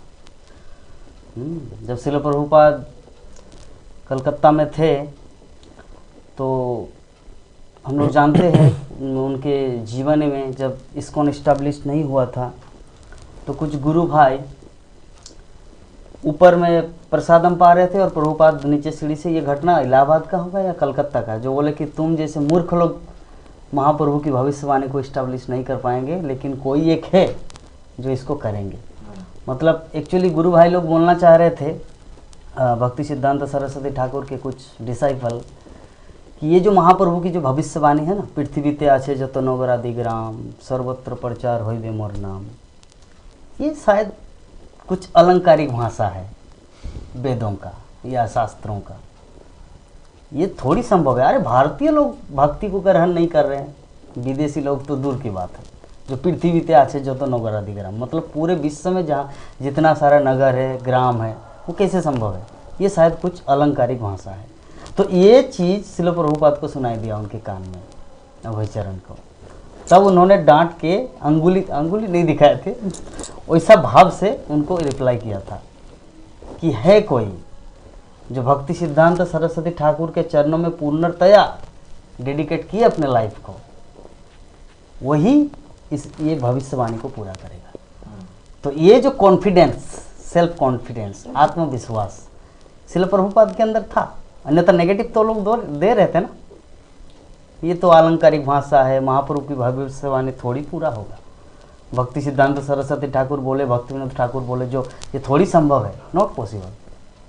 प्रभुपाद को नेगेटिव दे रहे थे, लेकिन प्रभुपाद नेगेटिव लिया नहीं, अपने आत्मविश्वास के बल पर। शुद्ध भक्त थे। हाँ, शुद्ध भक्त, लेकिन हम सबको भी तो उसी शुद्ध भक्त के स्तर में आना है। आत्मविश्वास के बल पर नेगेटिव को जीता जा सकता है, ये कंक्लूजन। तो अभी हमारे एक प्रश्न है हावड़ा से, माता जी का नाम है दलिया चक्रवर्ती माता जी। प्रश्न है, भक्ति पथे तो बाधा से के नो? हिंदी में भक्ति की पथ से बाधा आती है कि नहीं आती? मायापुर गांव में रखे, थोड़ा बांग्ला भी सीखना है। भक्ति पथ में इतनी सारी बाधाएं क्यों आती है? अच्छा, भक्ति के पथ पे इतनी सारी बाधाएं क्यों आती है? और माता जी का नाम क्या बताते हैं? दलिया चक्रवर्ती माता जी। दलिया चक्रवर्ती माता जी। तो बाधाएं भक्ति करते हुए क्यों आती है? क्योंकि भगवान आपसे बहुत प्यार करते हैं। हो सकता है आप जो है थोड़ा ढीला ढाली भक्ति कर रहे हो, पर भगवान आपसे इतने बेकरार है मिलने के लिए, कई बार भगवान थोड़ा फास्ट फॉरवर्ड करते हैं भक्ति ना। आप मान लीजिए आपका प्लान होगा कि आराम से भक्ति करेंगे, जन्मों जन्मों में 10-15 जन्म लगा के जाएंगे, पर भगवान कई बार बाधाएं देते हैं ताकि जो है, एक इंग्लिश में सेइंग है, when things get tough, tough gets tougher. तो भक्ति में भगवान बाधा इसलिए देते हैं थोड़ा सा टफ आपको बनाने के लिए, टफ आउटसाइड, इनसाइड सॉफ्ट। तो भक्ति में बाधाएं आती है, बाधाएं आएंगी, बहुत ही जगह दुखाले है। ऐसा नहीं भक्ति करते हुए जो है आपको कोविड नहीं हो सकता, या फिर आपको कोई और वायरस नहीं आ सकता, या फिर कुछ और समस्या नहीं आ सकती। बाधाएं आएगी, पर बाधाएं आते आते एक मूल मंत्र हमेशा याद रखने का है, वो है सुहृदम सर्वभूतानाम ज्ञात्वा माम शांति मृच्छति। कि बाधाएं जो है, भगवान गीता में बताते हैं कि वो बाधाएं अगर आएंगी, पर एक चीज़ हमेशा याद रखिए कि कृष्ण आपके सबसे बेस्ट फ्रेंड है, कृष्ण आपके सबसे एकमात्र आश्रय है। जब कृष्ण का आश्रय आप लेंगे तो इस जान के जो है बाधाएं ऐसे ही क्लियर हो जाएगी, इसे बहुत ही छोटे में। जैसे कि मान लीजिए घर में कोई प्रॉब्लम हुई, तो घर में प्रॉब्लम हुई या फिर कहीं भी प्रॉब्लम हुई, घर का उदाहरण ले रहा हूँ मैं, पर आपको पता चला कि आप जिनसे बहुत ज़्यादा प्रेम करते हैं उसको ये प्रॉब्लम के बारे में पता है और वो आपके साथ खड़ा है, उसने आपको छोड़ा नहीं, उसको प्रॉब्लम के बारे में पता है, वो आपके साथ खड़े हैं, बिल्कुल कंधे, बिल्कुल आपके साथ खड़े हैं, आपके पीछे खड़े हैं, बिल्कुल आपको बिल्कुल दे रहे हैं सारा सांत्वना, दैट आई एम हियर। तो वो बाधा जो है फिर आपको कितना कॉन्फिडेंस बढ़ जाएगा। तो ये जो है मूल मंत्र याद रखने का, कि जो बाधाएं आ रही है कृष्ण द्वारा बहुत ही छोटा टोकन देके आ रही है। मान लीजिए आपको किसी का हाथ कटना है तो उंगली थोड़ी सी कट गई, हम अक्सर उदाहरण देते हैं, तो वो बाधा जो है छोटा सा टोकन भगवान दे रहे हैं, और भगवान आपके साथ खड़े हैं, आपके जो पूरे जो आपके बेस्ट फ्रेंड है वो आपके साथ खड़े हैं। और ये बाधाएं आपका कर्मा को फास्ट फॉरवर्ड कंप्लीट करने के लिए आती है बाधाएं। बहुत सुंदर प्रभु जी। एक शब्द में प्रभु जी बोल दिए कि बाधाएं आपके जीवन में क्यों आते हैं, क्योंकि कृष्ण आपको प्यार करते हैं। हाँ। बहुत सुंदर। तो चलिए लक्ष्मी देवी दासी, उनका प्रश्न है कृष्ण चैतन्य प्रभु से। प्रभु जी, वैसे तो हम कोशिश करते हैं कि सब समय कृष्ण चिंतन बना रहे, किंतु संसार में रहते हुए डिविएशन हो ही जाता है। डिविएशन। प्रहलाद महाराज इसका उत्तर देते हैं, स्मर्तव्य सततम विष्णु विस्मर्तव्य न चातुचित। सदैव भगवान का स्मरण करना है और उनको भूलना कभी नहीं है। अगर आप उनका स्मरण करते हैं तो आप भूलेंगे कैसे? अगर आप उनको कभी भूलेंगे नहीं तो उसका मतलब आप हमेशा उनका स्मरण कर रहे हैं, नहीं, ये नहीं है। हमेशा भगवान का स्मरण करना, सिंपल उदाहरण है, आप रसोई बना रहे हैं अपने परिवार के लिए, आप विचार करते हैं अरे मेरे पति को ये बहुत पसंद है, चलो मैं ये बनाऊं, मेरे पुत्र को ये बहुत पसंद है, मैं ये बनाऊं, आप उस प्रकार की रसोई करते हैं। बोले हाँ, क्यों? क्योंकि आपको हमेशा उनका स्मरण है, आप हमेशा चिंतन करती हैं कि उनके विषय में क्या करना चाहिए। विस्मर्तव्य न जातुचित, उसका अर्थ क्या है कि आपका इच्छा है, आपका इच्छा है समोसा खाने का इच्छा है, तो आपने समोसा बनाया घर पे, तो सब लोग बांट के खाएंगे। तो उसी प्रकार अगर आप हमेशा भगवान का स्मरण करती हैं, अर्थात भगवान को क्या पसंद है, आज कृष्ण को क्या पसंद होगा, मेरे ये कर्म से क्या कृष्ण प्रसन्न होंगे या नहीं होंगे, ये एक बात है। दूसरा है मुझे ये करना है, मुझे रेखड़ी पे खड़ा होकर के पानी पूरी खाना है, पर अब इसका मैं क्या कर सकता हूं या क्या कर सकती हूं कि ये खाने के पहले मैं भगवान कृष्ण को भोग लगा दूं कि भगवान मैंने आपको भूला नहीं है, मैंने आपको याद करके अपनी इच्छा अनुसार कर्म कर लिया है। तो आप जो कुछ भी करते हैं, चाहे आप हमेशा भगवान कृष्ण को याद करके करिए या उनको अपने कार्य करते करते उनको भूलिए मत। अपना हर कार्य जो है, भगवान कृष्ण गीता में भी कहते हैं कि मेरे लिए करो, जो कुछ भी कर्म है वो मेरे लिए करो। अगर आप वो नहीं कर सकते तो आप कर्म करो, उसका फल आप मुझे सौंप दो। अगर ये भी नहीं कर सकते तो एक अच्छे व्यक्ति बनकर रहो, है ना। तो इसलिए हम ये प्रयत्न कर सकते हैं कि हमेशा भगवान का स्मरण करें, और जब न कर सके जो कुछ भी हम कर रहे हैं उसको हम भगवान को अर्पित कर दें। हरे कृष्ण। बहुत सुंदर प्रभु जी, अपने उदाहरण के माध्यम से प्रश्न का उत्तर देने के लिए। तो एक चीज़ मेरे मन में ख्याल आया कि जब मैं बचपन में एक छोटा सा बुक पढ़ा था बंगला में, वो हरिनाम चिंतामणि, नहीं नाम चिंतामणि। तो नाम चिंतामणि जब मैं वो पुस्तक को पढ़ रहा था तो पढ़ते पढ़ते जो बाकी जो भक्ति करते हैं वहाँ पे जो भी है, नॉट ओनली आउल बाउल नेड़ाल नड़ी, मैनी टाइप्स ऑफ, तो मैं अपने नाना जी से प्रश्न करता था कि शास्त्र में भक्ति का ऐसा कुछ रेगुलेशन दिया गया है, ऐसा रूल्स एंड रेगुलेशन, किंतु फिर भी ये लोग उसको पालन क्यों नहीं करते, क्या इसका रीज़न क्या है, कारण क्या है?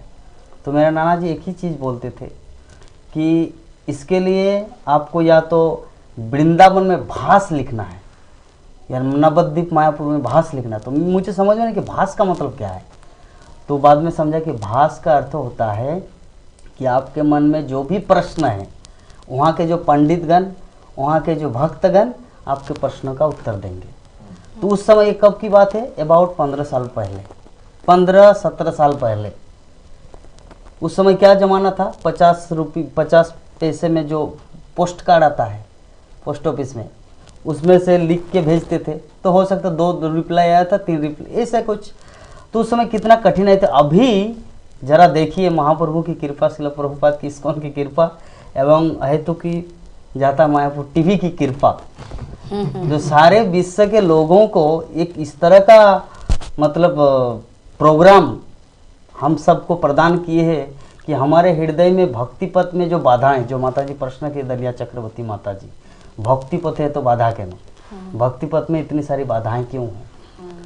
तो ये तो प्रत्येक व्यक्ति के जीवन में कुछ ना कुछ बाधाएं हैं, है ना। तो वो जो बाधाएं हैं वो सबके हृदय में कुछ ना कुछ एक प्रश्न है। तो ये जो हमारा प्रोग्राम किया जा रहा है प्रत्येक गुरुवार को, प्रत्येक बृहस्पतिवार को, तो ये प्रत्येक भक्त के हृदय में जो भी प्रश्न है वो प्रश्न भेजे और उनका उत्तर प्राप्त करें। अभी किसी के मन में ये हो सकता है, प्रभु जी मैं तो दीक्षित भक्त हूँ, मैं अपने प्रश्न गुरुदेव से लूँ, मैं अपना प्रश्न गुरुदेव से करूँगा। ऐसे कोई प्रभु जी माता जी जैसे लाइकास कि मैं भी तो दीक्षित भक्त हूँ और जो वहाँ पे बैठे हुए जो प्रश्न वो भी दीक्षित भक्त है, तो वो भी तो मेरी तरह ऑर्डिनरी है। नहीं, ये नहीं सोचना है। ये मायापुर धाम की कृपा, चैतन्य महाप्रभु धाम की कृपा, श्रील प्रभुपाद की कृपा, ऑथोरिटी मैनेजमेंट की कृपा, सबका कृपा एक साथ में बर्सन हो रहा है। इसलिए आपको, हम सबको किसी को इंडिविजुअल नहीं समझना है। ये गुरु परंपरा धारा से वो डीवीसी कनेक्टेड है जो करंट। तो इसीलिए भक्तगण से अनुरोध है कि प्रश्न करें ज़्यादा से ज़्यादा। प्रश्न है हरे कृष्ण माता जी, आपका प्रश्न आप उत्तर दिए ना, या प्रभु जी दिए? आप दिए हैं, ठीक है। माता जी के लिए, I am Rakesh Yadav from Jharkhand. माता जी, तिलक लगाना चाहता हूँ पर फैमिली अलाउ नहीं करती। फैमिली वाले बोलते हैं मन में भक्ति करो, दिखावा मत करो। ऐसे में हम क्या करें, प्लीज़ बताइए। फैमिली वाला मतलब ये नहीं है, शायद इस लाइन में नहीं है, इसलिए तो ऐसे तो हम जब कॉलेज में पढ़ते थे तो हम पूछे थे, ऐसे हम तिलक लगा के हम जाने के लिए शर्माते थे कॉलेज में, क्योंकि वो कॉलेज है, सब तरह का लोग आते थे, सब तरह का धर्मों का। तो हम पूछे थे भक्तों से, जो सीनियर डिवोटीज है इस्कॉन के, कि हम क्या करें कॉलेज में जब जाते हैं।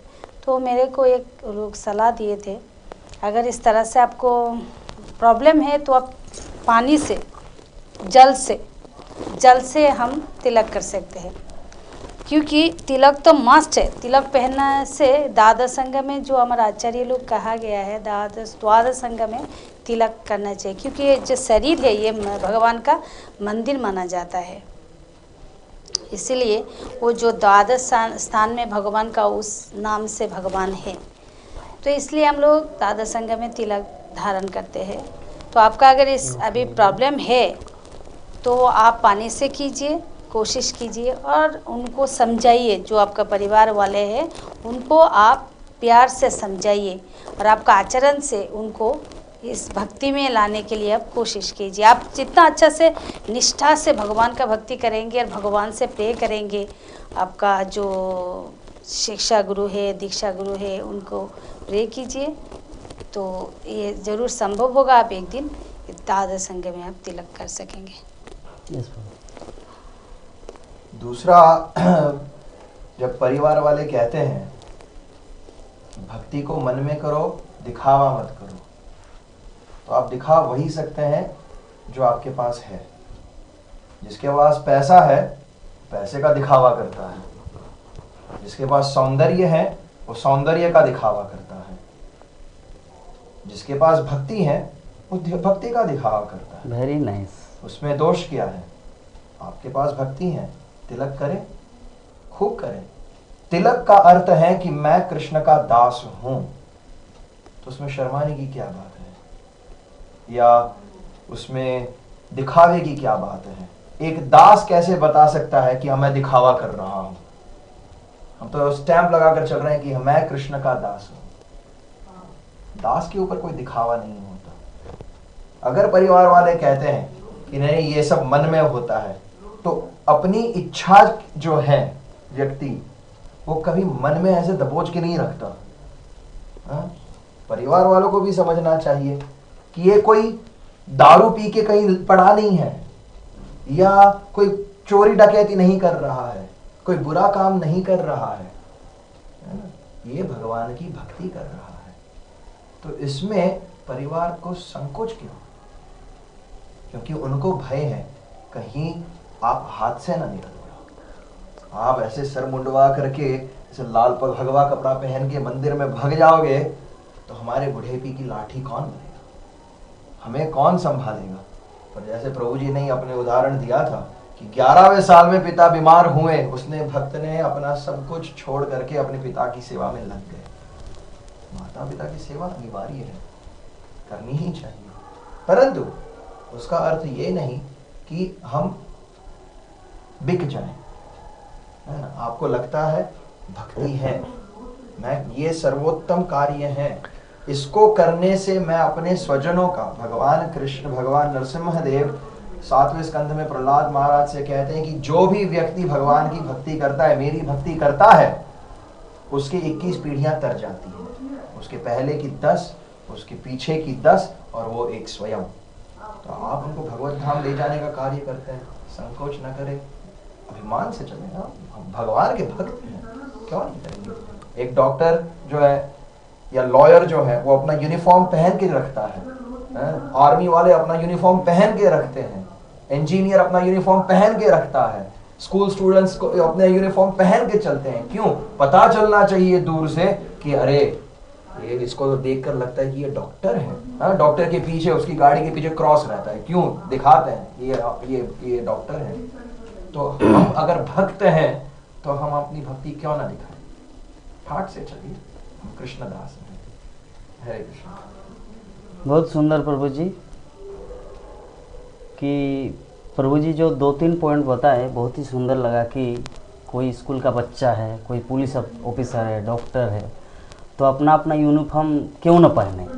तो अभी ये जो अपना यूनिफॉर्म अर्थात तिलक लगाना, ड्रेस पहनना, धोती कुर्ता पहनना, तो ये वैसा इसीलिए नहीं कर रहा है, आप इसीलिए नहीं कर रहे क्योंकि आपको इसकी महत्ता के बारे में पता नहीं है ना। एक पुलिस जब वो पुलिस बनता है या उसको यूनिफॉर्म दिया जाता है, लेकिन फिर भी वो कभी कभी सिविल ड्रेस में आ जाता है, लेकिन उसको फील नहीं होता कि आई एम ए पुलिस, है ना। उसको लगता है मैं ऑर्डिनरी पर्सन, मैं एक साधारण व्यक्ति हूँ। तो ड्रेस का कितना महत्व है जरा सोचिए। मैं अपने कम 7 महीना पहले की अपनी घटना बता रहा हूँ कि ऐसे में जब ट्रेन में सफ़र करते भक्तगण तो धोती नहीं, वो ऐसे पैंट पहन के जाते हैं। लेकिन हम जब रांची से कलकत्ता आए और कलकत्ता से मतलब हावड़ा से ये नवद्वीप आने वाले थे, तो उस समय लोकल ट्रेन नहीं चल रहा था, ठीक है। अभी मुझे एक्सप्रेस में आना होगा नवद्वीप, तो मैंने क्या किया, मेरा धोती पहना हुआ है, सब कुछ है, मैं धोती हर जगह धोती पहना हुआ रहता हूँ। तो अभी एक दूसरा जो टीटीआ है वो बोले कि 750 रुपये फाइन दोनों का, तुम्हारा और तुम्हारे वाइफ का, ठीक है। 750 पूरा काट भी लिया। एक दूसरा टीटीआ है, ओ अच्छा मायापुर थे कैसे छन, हाँ इसको मायापुर, अच्छा हमारा तो गए, हम तो गए थे, अच्छा ठीक है आप लोग बैठिए, मैं देखता हूँ। तो ज़रा सोचिए, इसीलिए प्रभुपाद क्या पहनाए हम लोग को, 750 रुपये बच गया। बात पैसा का नहीं है, लेकिन जरा देखिए इसका वैल्यू, इसका मर्यादा, कलकत्ता हावड़ा सम्मान, है ना। बाकी वहाँ पे जो ऑलरेडी टिकट काट चुके हैं लेकिन कॉन्फर्म नहीं हुआ, जिसके कारण फिर 1400 रुपया लग गया उन दोनों को। क्यों? पैंट शर्ट पहना हुआ है, लेकिन मेरा टिकट कॉन्फर्म हुआ भी नहीं, कुछ भी नहीं है, लेकिन फिर भी मुझे 1 रुपया भी नहीं लिया। क्यों? तो ये है सम्मान। तो इसीलिए आपको तिलक लगाना में शर्म आता है, या आपके जो परिवार के लोग जो बाधाएं देते हैं, क्योंकि आपको पता नहीं कि आप क्या है ना। इसीलिए प्रभु जी जैसे बोले कि डॉक्टर है वो क्यों डॉक्टरी का ड्रेस पहनते हैं, पुलिस ऑफिसर है क्यों पुलिस का ड्रेस पहनते हैं, क्योंकि उसमें वो सम्मान, उसमें वो शक्ति आते हैं। मैं एक और उदाहरण अपने ही जीवन का आपकी तरह बताना चाहूँगा। बचपन से माँ पिताजी, जब मैं स्कूल जाता था, तिलक करके, कंठी है, शिखा है, ऐसे ही चला जाता था। तो वहाँ के जो मेरे मित्रगण थे वो कहते हैं ये तो पंडित जी हैं। अच्छा, है ना, तो ये पंडित जी हैं। उसको कुछ मित्र थे वो पंडित जी बुलाते थे, कुछ मित्र हैं तांत्रिक बाबा बुलाते थे क्योंकि मित्र हैं, या ऐसे ही उनका ये एक समाज में एक आदत है कि भाई कुछ है विशेष तो उसको उस नाम से चिढ़ाया जाए।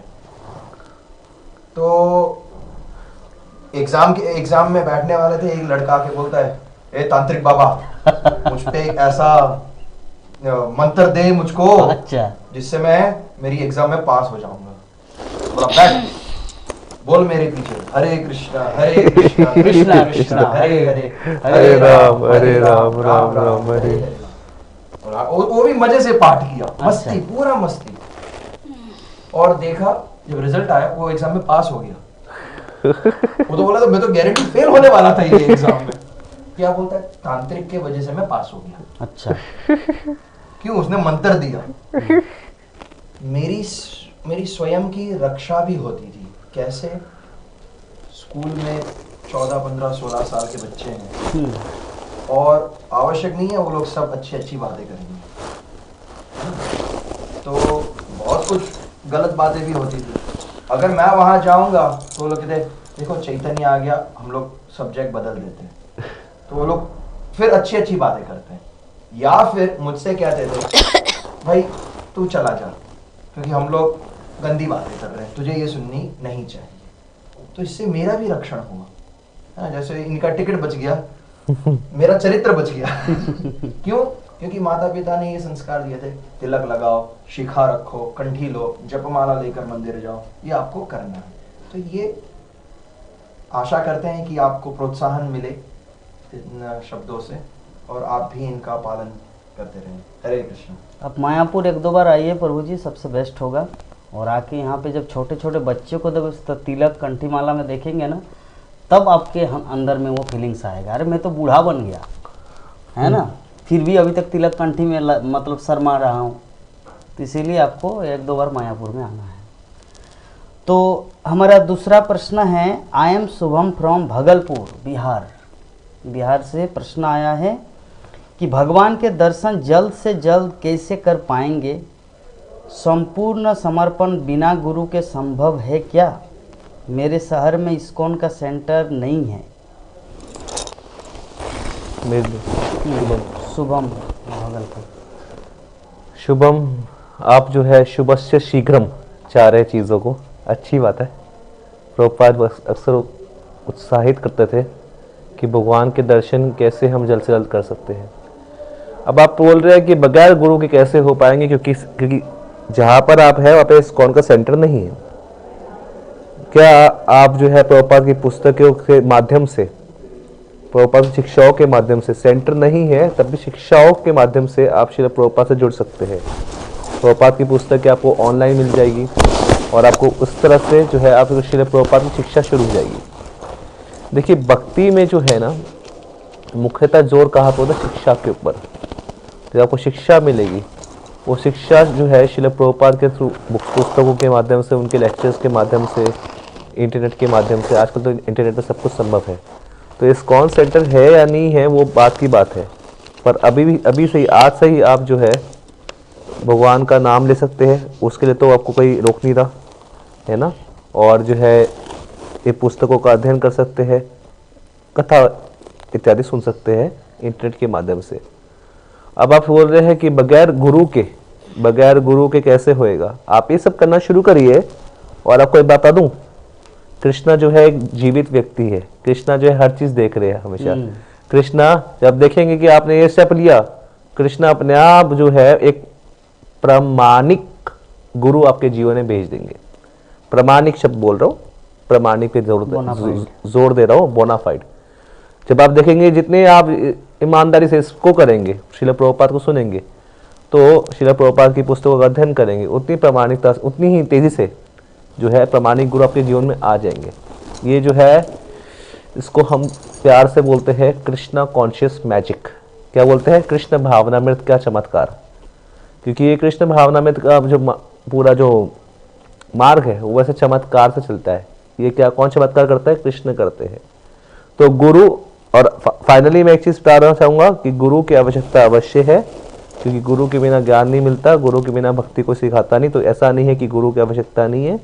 और आपके जो सबसे क्या बोलेंगे, हम लोग इंग्लिश में बोलते हैं प्री एमिनेंट शिक्षा गुरु, है ना। हाँ, क्या बोलते हैं हिंदी में, क्या बोलेंगे? ओह अच्छा, उसको हाँ वर्तमान गुरु ना, प्री एमिनेंट शिक्षा गुरु क्या बोलेंगे? ठीक है, प्राथमिक गुरु। हाँ, तब क्या प्राथमिक गुरु और जो है वो श्रील प्रभुपाद है, उनकी शिक्षाएं है। तो फिर आप ऐसा नहीं आप गुरु से वंचित है, श्रील प्रभुपाद है आपके साथ में पुस्तकों के माध्यम से। और जैसे से आप ये करेंगे तो जो है और भी जो है गुरुजन, शिक्षा गुरुजन, दीक्षा गुरुजन वो आपके जीवन में आएंगे। ठीक है, तो उत्साह बढ़ा लीजिए अपना, शुभ से शीघ्रम। ये डिटर्मिनेशन बहुत अच्छी है कि जल्द से जल्द भगवान के दर्शन कैसे हो, ऐसे ही जल्द से जल्द दर्शन होंगे। और जब हम इसको करेंगे तो बहुत ही जल्द, नारद मुनि बताते हैं पहले स्कंद के 4वें अध्याय में और 5वें अध्याय में जब अपनी कथा बताते हैं, तो नारद मुनि बोलते हैं कि मैंने कुछ ही समय जो है भक्तों का संग किया और कुछ ही समय में मेरे को समझ में आ गया कि मैं जो है भगवान का नित्य दास हूँ, और ये जो रजोगुण, तमोगुण, सतोगुण की जो बेड़िया है, इससे मैं अपने आप ही बन गया बेवकूफ़ों की तरह, इसकी ज़रूरत नहीं थी, है ना। तो भक्ति इतनी क्या बोलेंगे, फास्ट फॉरवर्ड प्रोसेस है भक्ति का, कि बहुत ही शीघ्र आपको दर्शन होंगे, आपको इसी जीवन में दर्शन हो सकते हैं अगर आप सिंसियरली करेंगे तो। हरे कृष्ण। बहुत सुंदर। हम भक्तों से निवेदन करेंगे कि जो भी प्रश्न पूछ रहे हैं आप सब व्हाट्सएप के माध्यम से, अगर आप लोगों को संतुष्टि फील हो रहा है तो एक बार आप रिप्लाई मैसेज दे सकते हैं। और मान लीजिए, क्योंकि कभी कभी ऐसा फील होता है अरे लेक्चर देने वाले तो बहुत लेक्चर दे देते हैं, है ना, ऐसा ऐसा आप लोग फील कर सकते हैं। इसीलिए मैं उम्मीद करूंगा अगर आपको सेटिस्फेक्शन प्राप्त न हो तो फिर से दोबारा उसको राइट करें, ताकि।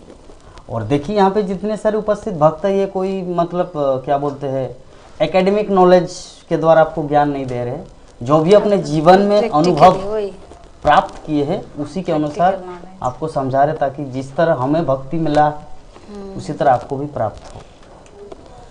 तो अभी हमारे एक प्रभु जी प्रश्न है रवि फ्रॉम हैदराबाद से।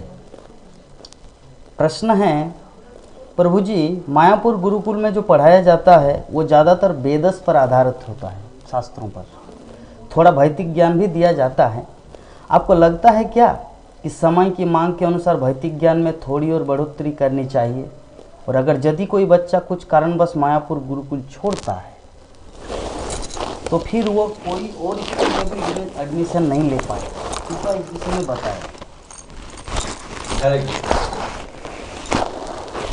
वेद का अर्थ है ज्ञान। अगर आपको ज्ञान चाहिए तो वेद को संशोधन कीजिए। श्रील प्रभुपाद जी ने कहा है, everything is in my books. आपके जीवन में जो भी वस्तु की आवश्यकता है वो मेरे ग्रंथों में है। श्री प्रभुपाद जी ने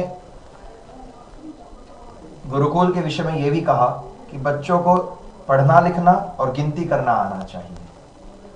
अगर इतना वो कर सके तो वो पर्याप्त है, वो भौतिक संसार में जी सकते हैं।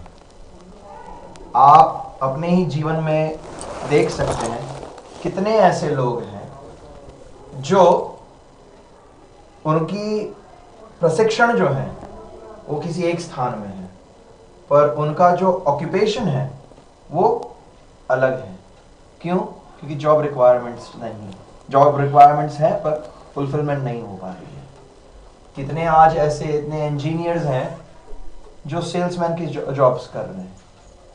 क्यों? क्योंकि उनके पास नौकरी नहीं है। उसके अलावा अगर हम गुरुकुल के छात्रों के बारे में, जो अलुमनाइज हैं, जो हमारे स्नातक हैं, जो यहाँ से गुरुकुल से पढ़कर बाहर गए हैं, उनके विषय में अगर हम बात करें तो आज तक कई सौ बच्चों ने गुरुकुल से शिक्षा प्राप्त करके उसको समापन करके गए हैं। कई ऐसे लोग हैं जो शिक्षा को अधूरी छोड़ करके आगे निकले हैं, पर आज तक हमने किसी एक बच्चे को भी निकम्मा नहीं देखा है, या उसके पास करने के लिए कुछ नहीं है, भैया ढूंढ रहा है भैया मुझको कहीं नौकरी दे दो, मुझ पर दया करो, कृपा करो। नहीं, ऐसा हमने आज तक नहीं देखा। क्यों? मेरा ही एक स्टूडेंट है जिसने, उसकी इच्छा हुई कि मैं मूवी डायरेक्टर बनना चाहता हूँ। वाह वाह। गुरुकुल से उसका क्या नाता है? गुरुकुल शिक्षण से उसको क्या मिलेगा, है ना? नहीं, परंतु हमने तुरंत उसको हेल्प किया। कैसे? उसको कैमरा ला कर दिया। जो हमारे टीचर हैं जो स्क्रिप्ट लिखने में माहिर हैं, उन्होंने उसको स्क्रिप्ट बनाकर उसको हेल्प की। उसने डायरेक्शन किया बच्चों, और गुरुकुल में ही उसने अपनी जीवन की सबसे पहली मूवी बनाई। उसको नाम भी दिया मिडनाइट ट्रेन टू नोवेयर। क्यों? उसने अपना ही दिमाग लगाया कि मैं क्या स्टोरी लाइन लिखूं। तो उसने अपने अनुभव से स्टोरी लाइन लिखी कि एक गुरुकुल के बच्चे को आप कहीं से भी उठा करके अगर जंगल में भी आप फेंक दो, वहां से वो जीवित सुरक्षित वापस घर लौट सकता है। तो क्या करेगा? गुरुकुल की तालीम को उस किस प्रकार से वो पूरा करेगा। तो आज वो है, अभी तक डायरेक्टर नहीं बना है, पिछले साल वो उसका समावर्तन हुआ, ग्रेजुएशन हुआ, पर अभी मायापुर में कई भक्तों के साथ जाकर के वो शिक्षा प्राप्त कर रहे हैं कि कैमरा वीडियोग्राफी कैसे करें। और हमारा गुरुकुल का चैनल है भक्ति वेदांता एकेडमी, उसमें आप वीडियोस देख सकते हैं, उसकी क्वालिटीज देख सकते हैं, उस सब कुछ वही संचालित करता है ना? और एक और हमारा विद्यार्थी है, उसने आज वैदिक मैथमेटिक्स पे डबल पीएचडी की, हॉलैंड में रहता है, अब उसका संशोधन चल रहा है। डबल पीएचडी मतलब साइंटिस्ट है, उसका संशोधन चल रहा है कि किस प्रकार से प्राचीन कालों में विमान उड़ा करते थे मंत्रों के आधार पर, उसका भी संशोधन चल रहा है। हमारे एक और स्नातक हैं जिनको पूरे तमिलनाडु में 100 गोल्ड ज्वेलरी शोरूम्स हैं। श्री प्रभुपाद जी नहीं चाहते थे कि हमारे गुरुकुल से बच्चे आगे बढ़ कर के पढ़ाई करके किसी की नौकरी या चाकरी करें। वे चाहते थे कि बच्चे जो हैं हमें अब पूर्ण रूप से स्वावलंबी होंगे, तो इस प्रकार से उनको अध्ययन दिया जा रहा है। तो इसीलिए हमें ऐसा नहीं लगता कि बच्चों को जो हम दे रहे हैं, जो अध्ययन दे रहे हैं, उसमें कोई कमी है या उसको किसी प्रकार से पूर्ण रूप करने की आवश्यकता है।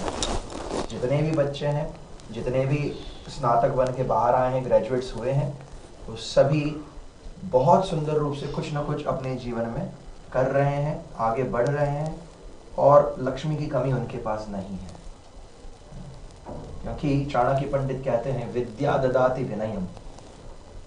आप अगर पढ़े लिखे हो तो आप में अच्छे संस्कार अवश्य आएंगे, आप में विनम्रता आएगी। विनयम ददाति पात्रताम, क्योंकि आप विनय हैं, आप रिस्पेक्टफुल हैं, आप में संस्कार हैं, तो उसके कारण ही आपको पात्रता, क्वालिफिकेशंस होती हैं।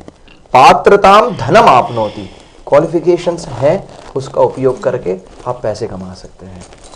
और फिर वो नीति आचार्य हैं, इसलिए कहते हैं यत्र धनम तत्र सुखम, जहाँ पर पैसा है वहाँ पर सुख है। क्यों? आप पैसे को, आपके पास सबसे पहले ज्ञान है, उसके बाद आप में संस्कार हैं, उसके बाद आप में क्वालिफिकेशंस हैं, उसके बाद आपके पास पैसे हैं। तो ये सारी वस्तुएं अगर आपके पास हैं तो आपके जीवन में सुख अवश्य आएगा, क्योंकि आप इन सभी को भगवान कृष्ण के चरणों में अवश्य आश्रित करेंगे। तो इसीलिए आवश्यकता नहीं है। हरे कृष्ण। बहुत सुंदर प्रभु जी। रवि प्रभु जी, आपको तो मुझे लगता है अगर आपका लड़का हो तो मुझे लगता है कि आपको मायापुर गुरुकुल में देना चाहिए, क्योंकि प्रभु जी इतने सुंदर ढंग से हम सबको समझाए कि प्राचीन काल से लेकर आज तक कि देखिए प्रभु जी क्या बताए कि अगर किसी के पास पैसा है तो उससे पहले उनके पास ज्ञान है ना? पैसा है उसके बाद सुख है, लेकिन उससे पहले क्या है? वो है ज्ञान। पैसा है मिडिल मतलब पैसा है मिडिल में, उसके बाद है सुख, उससे पहले है ज्ञान। तो ये जो ज्ञान के बारे में हमारे प्रभु जी जो बताए कि मायापुर गुरुकुल के बारे में, और दूसरा बात जो प्रभु जी बोले कि जितने सारे लड़का गुरुकुल में पढ़ाई किए वो एक भी निकम्मा नहीं है। इसका मतलब कोई भी बेरोजगार नहीं है। मतलब जिसके पास ज्ञान है वो कुछ भी कर सकता है। दूसरा एग्जाम्पल दी प्रभु जी, अगर किसी को जंगल में छोड़ दिया जाए अंधेरे जंगल में, तो वो वहाँ से निकल के आ सकता है विदाउट लाइट। तो ये है ज्ञान का प्रकाश। तो सच में मुझे लगता है कि आप संतुष्ट होंगे। दूसरी बात ये है, आप जो फील कर रहे हैं ना, ऐसा ही फीलिंग मेरा भी आया था 7 साल पहले।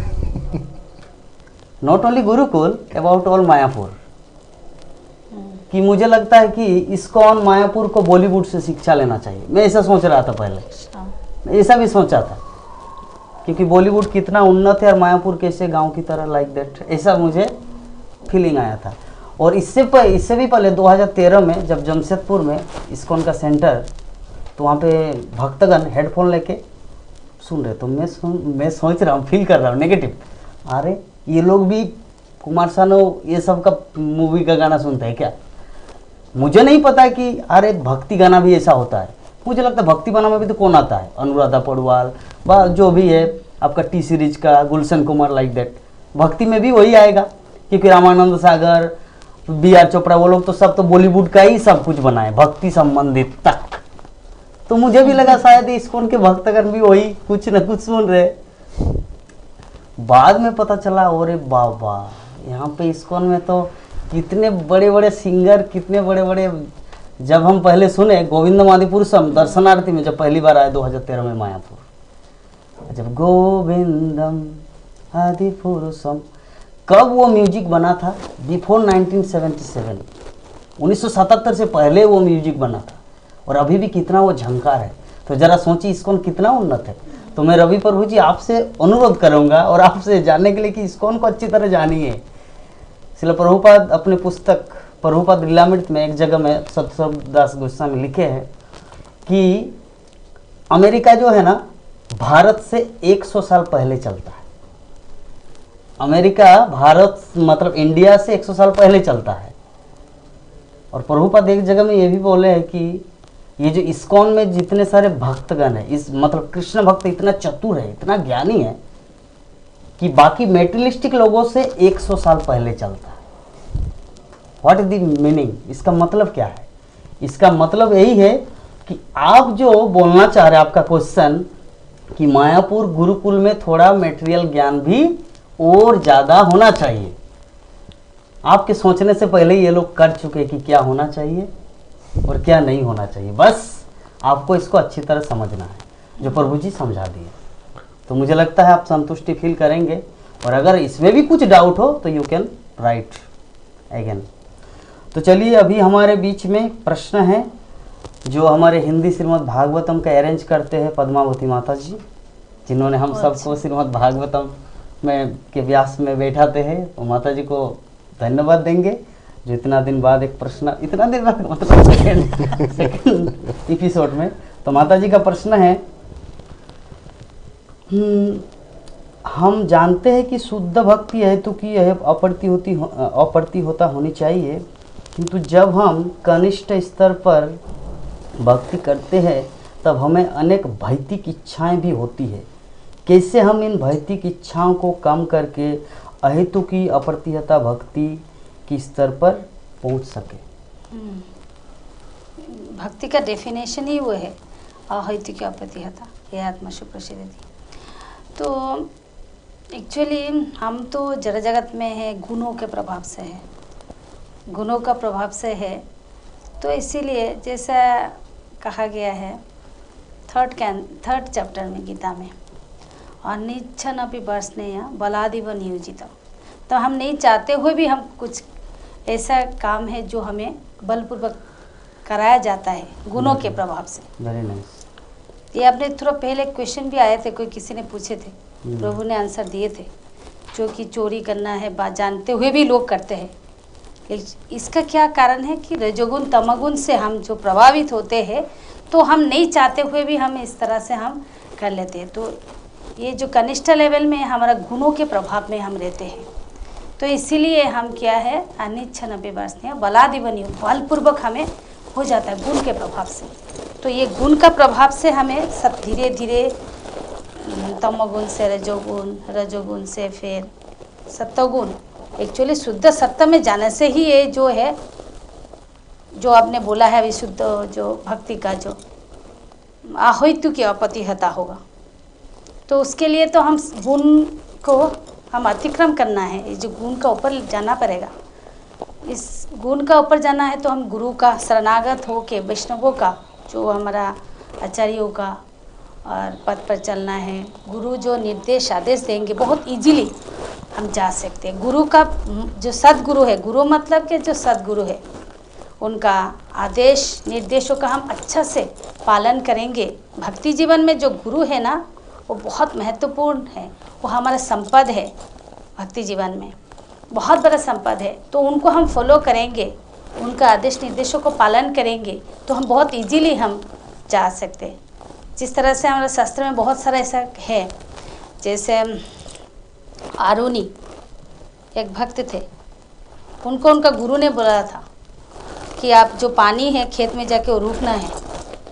उन्होंने उधर सो पड़े, रुकने के लिए बहुत कोशिश कर नहीं सका, तो पूरा सो गए मतलब उनको रुकने के लिए। तो उनको गुरु देखा अभी तक नहीं आया वो, तो जाके सुबह जाके देखता है कि वो सोया हुआ है।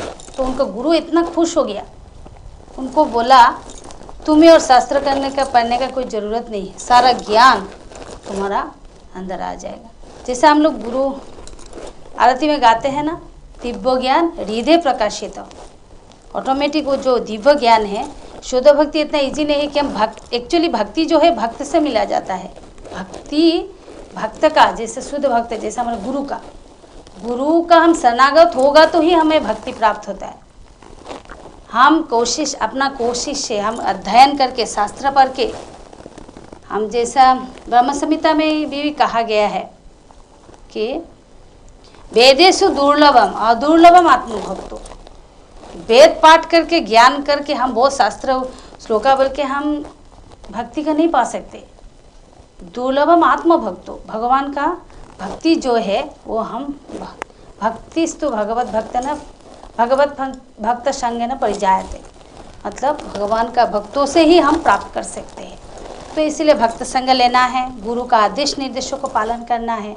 इस तरह से हम जो है, हमसे जो आगे है, जो भक्त है, जो हायर लेवल का है, जो हमसे आगे है, उनका हम शरणागत होके शिक्षा गुरु का, दीक्षा गुरु का हम पालन, आदेश निर्देशों का पालन करेंगे तो धीरे धीरे हम जा सकते हैं। ये गुण का अतिक्रम करेगा तो हम ये लेवल में जाके शुद्ध सत्य का जो लेवल में हम पहुंच सकते हैं। उसके लिए हमें इच्छा रहना पड़ेगा।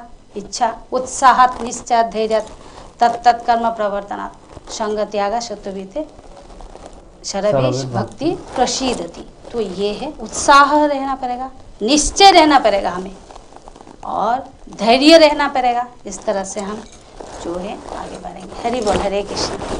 बहुत सुंदर माता जी, कोशिश किया है प्रभु, कोशिश नहीं, बहुत सुंदर आंसर दिए हैं। तो हमारा समय तो यद्यपि और 4 मिनट है, तो जस्ट एक लास्ट प्रश्न हम लेंगे प्रभु जी से। हरे कृष्ण प्रभु जी और माता जी। पापिया दास फ्रॉम बेंगलोर कहते हैं कि हमारे पिछले जन्म की कर्मफल के लिए इस जन्म में भुगतना पड़ता है। तो मेरा सवाल है ये कि प्रहलाद महाराज ने पिछले जन्म में क्या गलत काम किया था कि इनको हिरण्यकशिपु द्वारा इतना कष्ट सहना पड़ा। और इस सवाल कृष्ण चैतन्य प्रभु के लिए। हरे कृष्ण।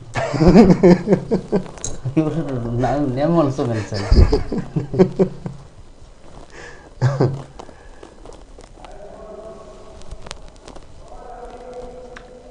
प्रहलाद महाराज ने क्या पाप किया था वो मुझे नहीं पता, परंतु भगवान कृष्ण जो हैं वो कई बार भक्तों को उस स्थिति में डालते हैं, क्योंकि जो व्यक्ति उनको संपूर्ण रूप से शरणागत रह सकते हैं उन व्यक्तियों के ही उदाहरण हमें दिए जाते हैं। जैसे श्रीमद् भागवतम में संपूर्ण स्थान में इतने सारे उदाहरण हैं, इतनी सारी भगवान की लीलाएं हैं, उनके साथ भक्तों की लीलाएं हैं, उनके साथ इतनी सारी कठिनाइयां हैं, उनकी इतने सारे प्रॉब्लम्स हैं कि वो प्रॉब्लम्स में हम कभी नहीं पड़ सकते। हमारे जीवन में पता नहीं ऐसा कौन ऐसा व्यक्ति होगा जिसका जन्म सम्राट के घर में हुआ है, विश्व सम्राट के घर में, परंतु वो लोग जंगल में रहते हैं, पिता की मृत्यु हो जाती है, घर आते हैं, अपने महल में लौट कर आते हैं तो वहां पर भाई उनको मारने का प्रयत्न करता है, जिंदा जलाने का प्रयत्न करता है। फिर वहां से बच के निकलते हैं, विवाह का समय होता है तो पांचों भाइयों को एक ही पत्नी प्राप्त होती है। फिर वहां से फिर से अपने महल लौटते हैं तो वहां पर फिर से उनको चीटिंग करके उनको वहां से भगाया जाता है, जंगल में फिर से रहते हैं। जो वापस लौट कर आते हैं तो उनको राज्य वापस नहीं मिलता, उनको अपने ही स्वजनों को मार डालना पड़ता है, और उसके बाद में उनको अपना राज्य प्राप्त होता है। हमारे जीवन में इतनी करुण अवस्था नहीं आ सकती, या फिर हमारा ही पिता ऐसा निकले कि वो हमें ही मार देना चाहे, कुछ भी करो, ये न के न प्रकार न भाई इसको मार डालो, उसको हाथी के पैरों तरह कुचलवाओ, उसको सांप डंस से उसको सांप से डंसाओ, उसको पहाड़ की चोटियों से फेंक दो। हमारा पिता हिरण्यकशिपु नहीं हो सकता। पर फिर भी इन महान जीवों के, ऐसे भक्तों के जीवन उदाहरण हमें दिए जाते हैं, क्योंकि उस परिस्थिति में भी वे लोग भगवत भक्ति करते रहे हैं, है ना। तो हमें ये सीखना चाहिए कि हम किसी भी स्थिति में हो, हमें भगवत भक्ति को त्यागना नहीं है। प्रहलाद महाराज का जीवन चरित्र के, उनके पूर्व जन्म के विषय में मैंने नहीं पढ़ा है, मुझे नहीं पता। अगर यहाँ पर कोई व्यक्ति हैं जिन्हें पता हो तो कृपा करके कहें। पर पितामह भीष्म के बारे में मैंने पढ़ा है कि महाभारत में पितामह भीष्म भगवान को चुनौती देते हैं, बाणशैया पर पड़े हैं। पितामह भीष्म उन भगवान को चुनौती देते हैं कि जो व्यक्ति भगवत भक्ति करता है उसके पूर्व जन्म के सारे पाप नष्ट हो जाते हैं। मैंने, भीष्म है, गंगा देवी के पुत्र हैं, विद्वान हैं, प्रचंड विद्वान हैं, उनके समान कहते हैं कि बृहस्पति के बाद में अगर किसी को ज्ञान है तो वो भीष्म देव को है। इतना उनको ज्ञान है। कहते मुझे अपने 100 जन्मों की स्मृति है, 100 जन्मों में मैंने ऐसा कोई पाप नहीं किया जिसके कारण आज मैं इस बाणशैया पर लेटा हूं। मैं क्यों इस बाणशैया पर लेटा हूं? भगवान कहते बात सरल है, आपको 100 जन्मों का ज्ञान है, 101 जन्म पहले एक जन्म और आप एक राजा थे, और राजा होने के नाते आपको अपने राज्य का विस्तार करना था। आप विस्तार करके युद्ध जीत कर वापस लौट रहे थे। जो सैनिक हैं वो बड़े खुश थे, वो एकदम उत्साह से दौड़ दौड़ कर घर लौटना चाह रहे थे। तीव्र गति से पूरी सेना निकल रही है, आपने देखा रास्ते में एक सांप जा रहा है। आपने सोचा कि इस जो तीव्र गति से मेरी सेना आ रही है, ये सांप मर जाएगा। उसको बचाने के लिए आपने उसको अपने भाले से उठाया और रास्ते से दूर फेंक दिया। एक गलती कर बैठे, आपने देखा नहीं वो सांप कहाँ गिरा। वो सांप कांटों वाली झाड़ियों में जाके गिरा, और वो सांप है, उसको तो हाथ नहीं है, नागफनी वृक्ष, नागफनी वृक्ष, तो उसको तो निकाल नहीं सकता कांटे को, तो हिल रहा है, और जितना हिल रहा है उतने कांटे उसको चुभ रहे हैं, और ऐसे कांटे से चुभ के वो मर गया। ना जी पा रहे ना मर पा रहे, ना जी पा रहे ना मर पा रहे। तो इसी वो दोष आपको इस जन्म में मिला। बोले ठीक है, तो आपकी भक्ति करने का क्या लाभ हुआ? आपकी भक्ति करके ये दोष कटा क्यों नहीं? भगवान कहते हैं आप में हिम्मत कैसे हुई कि मेरे शुद्ध भक्तों के प्रति आपने अपने धनुष बाण उठाए? आप में इतनी हिम्मत आई कहां से कि पांडवों के प्रति आपने बाण उठाए और उनके विरोध में आपने युद्ध किया, इसलिए वो दोष आपको लगा। बोले ठीक है, माना, पर क्या भगवान आपको नहीं पता कि यहां से अस्त्र शस्त्र छोड़ते हुए, मंत्रोच्चार करते छोड़ते हुए मैं हमेशा कहता था विजयस्तु पांडुपुत्राणाम, इस बाण से पांडवों की विजय हो? क्या यह बात आपको पता नहीं है? तो मैं यहां पर इस बाणशैया पर क्यों सोया हूं? मैंने तो मैं हमेशा हर बाण से मैं कहता था कि पांडवों की विजय होनी चाहिए, पांडवों की विजय होनी चाहिए।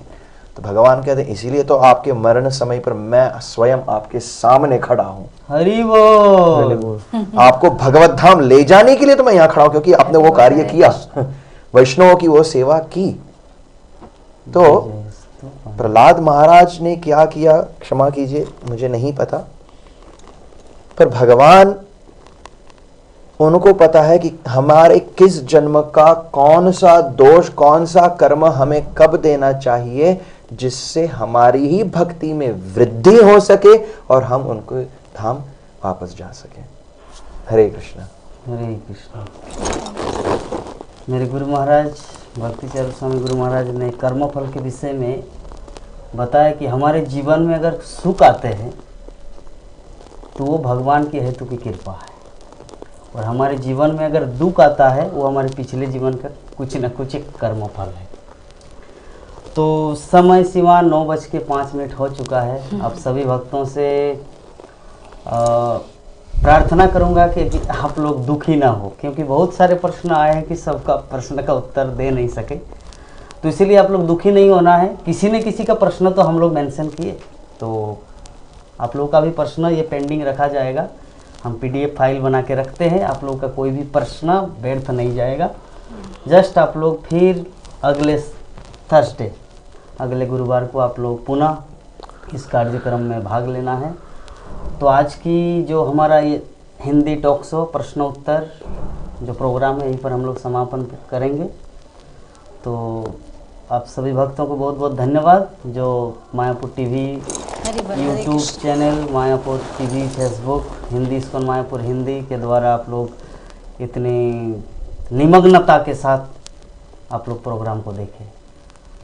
हरे कृष्णा कृष्णा कृष्णा हरे हरे, हरे राम राम राम हरे हरे। जय जगत गुरु शिल प्रभुपाद की जय। अनंत कोटि वैष्णव भक्तविंद की जय। ग्रंथराज श्रीमद् भागवत महापुराण की जय। समवेत गौर भक्तविंद की जय। निताई गौर प्रेमानंद। हरि हरि ओम।